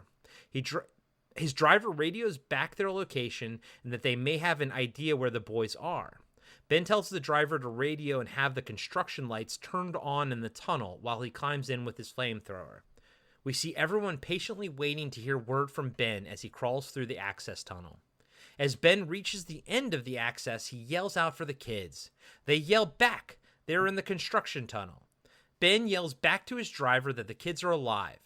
That gets transmitted back to the staging area, and we see the mom holding her face and crying with relief. As Ben crawls to the end of the access tunnels, he hears the shrill chirping of the ants. They are advancing on the two boys. He tries to reach them, but there are bars blocking him from the construction area. He tells the boys they're going to get them out of there, but don't move. Did you notice one boy is acting and the other boy is doing nothing but standing there? Yes. And I'm like, oh, he's frozen. He's with fear. Benefit of the doubt. Benefit of the doubt. Yeah, I know. Me too. I kept trying to say it, but in reality, it looks like one kid is acting and one kid is, they put him on set and they said action and he's deer in headlights. Yeah, there was action in his pants because he peed himself. Exactly. Ben yells back to his driver that there are 2 ants in the construction site and he smells brood odor, just like in the New Mexico nest. He tells the man to radio back that he must be near the nest. Also, he can't use the flamethrower on the ants because the boys are in the line of fire. Send in the troops. Ben tries to bend back the bars to get to the boys. Back topside, the general and Dr. Harold Medford receive the report and call for all units to converge on Peterson's location. We see all the soldiers in the tunnels mobilizing. We also see men entering manholes in the streets above. The general calls for his jeep so he and Dr. Medford can go meet them. Back in the construction area, Ben finally makes it through the bars and rushes to the boys' aid. He flanks one ant from the left and douses it with flames. He then moves to the other ant and torches that one. Ben then leads the 2 boys to the access pipe while we see more giant ants advancing on their position. Ben drops his flamethrower and helps the 2 boys into the pipes, but as soon as the second boy is safe, an ant grabs him by the waist with its mandibles and crushes Ben. We are treated to our 3rd Wilhelm scream in the movie, by the way. Yeah, it's the biggest letdown of the movie because you don't want to see him get wasted, and he does. It's like in Jaws 3 when the guy from Manimal gets McConnell Cork or whatever, McCorkindale or whatever the fuck his name is. Like, no, eaten. That's the coolest guy in the movie. Come on. Yeah. And dude, every time I watch it, I'm always like, oh man, not Ben, you know, like not him. He's my favorite character in the movie, and yeah, he dies. But I do like that he saved the kids, though. You know, he did his job. Did Bodhi, like having the kids in there and everything, did that connect with Bodhi at all? Like the kids stuff, like when the little kids were in danger? At this point, he was just like taking it in, but he wasn't really saying. I think when Ben, I think I did that too. I went Ben, and Bodhi's like, Daddy. Daddy, what are you quoting, Daddy? Don't interrupt the movie, Daddy. Oh, good job, Bodhi. I respect that. But I like that. So he was at this point, he was just into it and watching it essentially. Yeah. Fucking awesome, man. And I'm like, wow, this movie's almost over. Really? Yeah. Dude, I can't tell you, like the fact that Bodhi enjoyed this, like made my whole fucking day, man. This makes my whole fucking day. I love it. Tell him to his face when you see him in a couple weeks. Next week. I can't frickin' wait, man. I can't frickin' wait. Bob shoots the ant that has Ben, dropping him to the ground. Bob's men open fire on the other ants in the tunnel while Bob runs to Ben's aid. He asks where the kids are, and Ben says they are safe in the pipe before he dies in Bob's arms. You know, this won't traumatize Bob at all in the future whatsoever that his friend just died, you know? No. Just man up, buck up, son. His nose, never mind. His nose just grows. His nose traumatized me. Touche. Bob joins the rest of his men. They have formed a firing squad and are laying waste to the oversized insects. The bullets and grenades cause the construction site to partially collapse. Just then, the general and Dr. Harold Medford arrive and tell them to stop the shooting. They can't afford to have the nest cut off. Harold asks if they can use gas, but the general says they can't take the chance. It might poison the whole city. They'll have to advance by foot to the egg chamber to see if any new eggs have hatched.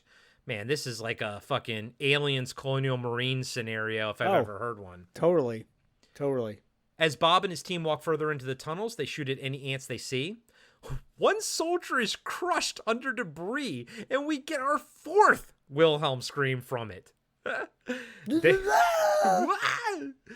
Now Dr. Pat Medford has arrived on the scene. As Bob is leading his men towards the Queen's chamber, the ceiling collapses, cutting him off from the rest of his men. They start digging on the other side while he looks around the chamber. Bob fights off a couple ants with his machine gun until his men can break through and help him. Once everyone is inside the chamber, they come to a pit and find 3 winged queens looking back up at them. So it's like another chamber that's sort of lower than the chamber they're in. Yeah. Bob stops a man from torching the ants. They need the okay from Dr. Medford. We see Harold and Pat being helped through the hole in the wall and walk over to the queen pit. Harold confirms that it's the queen's chamber, same as we saw before in New Mexico. He says, fortunately, they're in time. All the eggs and queens are accounted for.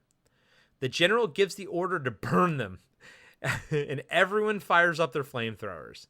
As the 3 queens burn, Bob says to Pat, if these monsters got started as a result of the first atomic bomb in 1945, what about all the others that have been exploded since then? Potential sequel. She says she doesn't know. Her father chimes in with, nobody knows. When man entered the atomic age, he opened a door into a new world. What we'll eventually find in that new world, nobody can predict. Dramatic music as the movie ends. The end. No credits, just done. And here's the thing. What I actually prefer with end credits, this movie leaves you no time to linger on what the doctor just said. At all. Whereas at least if there were end credits, you could sit there and like let it sit on you. But it goes to the end and then it's done because there are no credits at the end. Lights come on. You're like, everyone's looking around. Kids are crying. you know. But yeah, so I love this movie, and it sounds like you did too. But what's your final verdict on this one? As sort of a, obviously a new watcher, as you're older, you've seen it when you were a kid, but what do you think of it nowadays? Yeah, it's a time capsule movie for sure, which is great. It's super fun and nostalgic in a 50s way, and as much as we were goofing throughout the whole thing, it's really entertaining. So if you have seen it, it's entertaining. You'll want to watch it again. If you've never seen it, go check it out. It's worth watching. It's something that it'll get remade and it'll have a crazy special effect. It's 10 times better than Eight-Legged Freaks ever wanted to be. Yeah. And all those other kind of big monster movies that came out in the late 90s, early 2000s, which were kind of just bad. I think we ushered in a whole new like Cobra Velociraptor or whatever the fuck. And the only standout one of that era is The Relic. The Relic is for sure, because that's a legit just fictionalized monster and so cool, and that's based off a book, which is great. But yeah, go with them over anything else remotely, and it takes itself seriously, which is what we want to see in a monster movie. Not parody like Sharknado or anything stupid shit like that. Yeah, I fear when they remake it, they'll try to insert comedy or something, and I think this movie works because everyone takes what they're doing seriously, and I think that sells the ants and the special effects and whatnot. Zach, do you think you have any movies in your in our selection that are this old? Are we gonna dabble in the 50s anymore, do you think? I think the earliest I go is early 70s, and that's about it. Okay. For now. I mean, this is a bit of an outlier. We are primarily a 70s, 80s, and 90s, show, but this is a bit of an outlier. But I think it's important to have as a part of our collection. It was meaningful to me, and I'm so ecstatic that Bodhi loved it. I think that's really cool. I'm actually kind of excited to show it to my nephew. We're going to be watching him on Friday. I'm actually going to show him Speed Racer, the live action Speed Racer movie. Cool. But maybe one day I'll show him this, and maybe he'll dig it. I don't know, but I think it's really fucking cool that Bodhi did. Yeah, I think it's worth revisiting these old films. Down the road, I'll be pulling out Hammer horror films. I guess the Horror Express was one that was actually late 70s, wasn't it? When that movie came out? Yeah. Mid to late 70s. Yeah. Anyways, go back and listen to that one if you haven't. But this was so much fun, and I'm so glad you brought it to the table. And we're gonna, moving into my next pick will be a totally flip of the script, but nevertheless another fun ride, and this was a fun ride for sure. It was a fun ride of going through Satan's butthole. I knew you were gonna say butthole. Oh, God. We've been doing this for way too long, my friend. We have. Imagine how much more I'm gonna know you in 4 more years doing this. Corey's like, I know you better than a used condom. What? Oh, gross. Zach, can you tell us about the new show that you have on $2 late fee? You like pro wrestling? Yes. Whether What do you you wait like- for me or for the No. audience to respond? Right? Hey, everybody out there. Whether you like pro wrestling or not, I've got a show called Territory Marks that I just dropped on $2 late fee. Dustin knows very minimal, below what Corey knows about pro wrestling. And he said, you know what, Zach, we need to do a sub show on $2 late fee. Why don't you do a show on wrestling? And I pulled the trigger and I did it. I've got a co-host in Paul London. He's a former WWE wrestler, current professional wrestler and actor, and all-around awesome dude who has a wealth of knowledge of the wrestling scene. And so this show, Territory Marks, is a homage and a love letter to my favorite era of wrestling, the 80s and sometimes early 90s of the territories. Before WWE owned everything, there are a bunch of different organizations all throughout the country. And so Paul and I for each episode, we pick a match, talk about the match, and some pop culture moments sprinkled throughout, kind of like the what $2 late fee is known for. So check out Territory Marks. It's a lot of fun. It'll drop once a month. On the regular feed, on the $2 late fee feed, right? On our regular feed, yeah. And as we just dropped the inaugural episode, it's a lot of fun. And as this show picks up speed, look for more surprises to come with Territory Marks. And we're going to drop some sweet t-shirts too on TeePublic, because I've already been getting messages from our logo that this guy Video Force put out. Video Force is on Nice, yeah. He's on Instagram, and he makes custom slip covers for VHS tapes and a whole lot of stuff. But he made the logo, came up with a really kick-ass logo that I'm going to slap on some t-shirts and look for Territory Marks. That's awesome. On the $2 late fee feeds. That's really fucking cool. I can't wait to check that out. And guys and gals, we are rocking and rolling over on the Carpenter Factor. Zach, what did we just record? We just recorded Body Bags. Body bags. Oh, That's right. God. So, we thought it couldn't get any worse with Memoirs of an Invisible Man. Listen to Body Bags, and you're going to... Listen to Body Bags, and you'll find out it can. I mean, it's a fun discussion. Yeah. But hoofa doofa. No, we always have fun. JC is, let's see if he hit a single with this one or if he struck out yet again. Well, you'll have to be the judge. Sign up to our Patreon. We are covering every movie of John Carpenter's career, starting with the first one all the way to the Ward. With Amber anyways, Heard, right? The Ward, yeah. But seriously, I joke a little bit because I actually have never seen The Ward, so we'll get to that when we get to that. But check out our Carpenter Factor. It's a lot of fun, and we don't break down the movies. We have a freeform discussion with some structure. Yeah. And we've got interviews after dark on there as well. We've got our wrap-up show, which is a lot of fun. Mm-hmm. Occasionally we'll have a guest on the show, a patron just like you. And at our highest tier, you can sign up to pick the movies that we break down, just like them, just like Children Shouldn't Play with Dead Things, just like the next movie that's running down the pipe that I chose.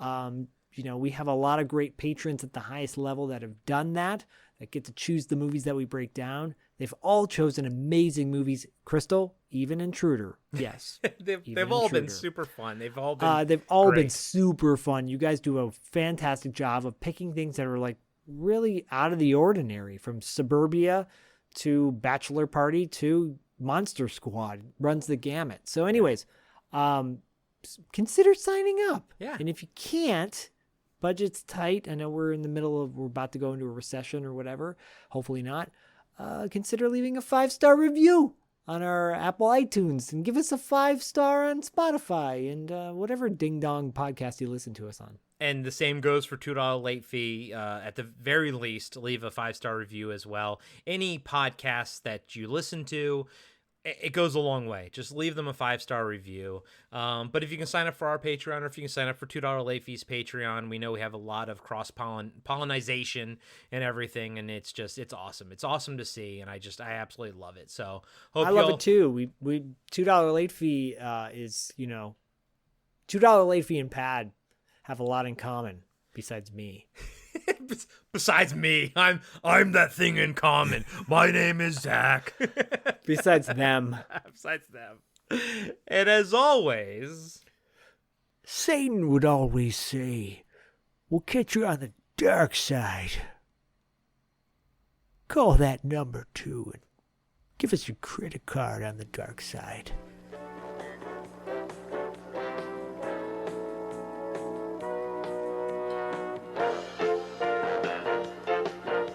Be sure to subscribe to Podcasting After Dark and give us a 5-star rating on iTunes.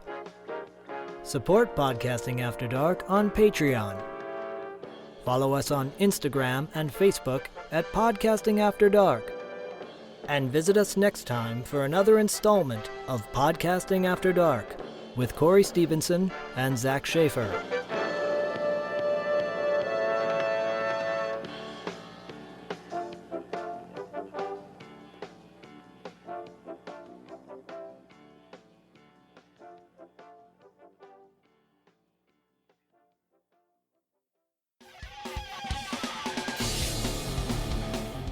Have you been wondering where's the beef? Well, on our podcast, Throwback Trivia Takedown, you might just find that out, as well as some other things about the 70s, 80s, and 90s. We're a nostalgic-based trivia show that pits two challengers head-to-head in a duel of the decades, with categories ranging from movies, TV and music, to slang, food, and fashion. You're sure to get the best in retro-themed trivia. So strap on your jelly shoes, grab a surge, and walk like an Egyptian to your favorite podcast app and check out Throwback Trivia Takedown. I heard even Mikey likes it.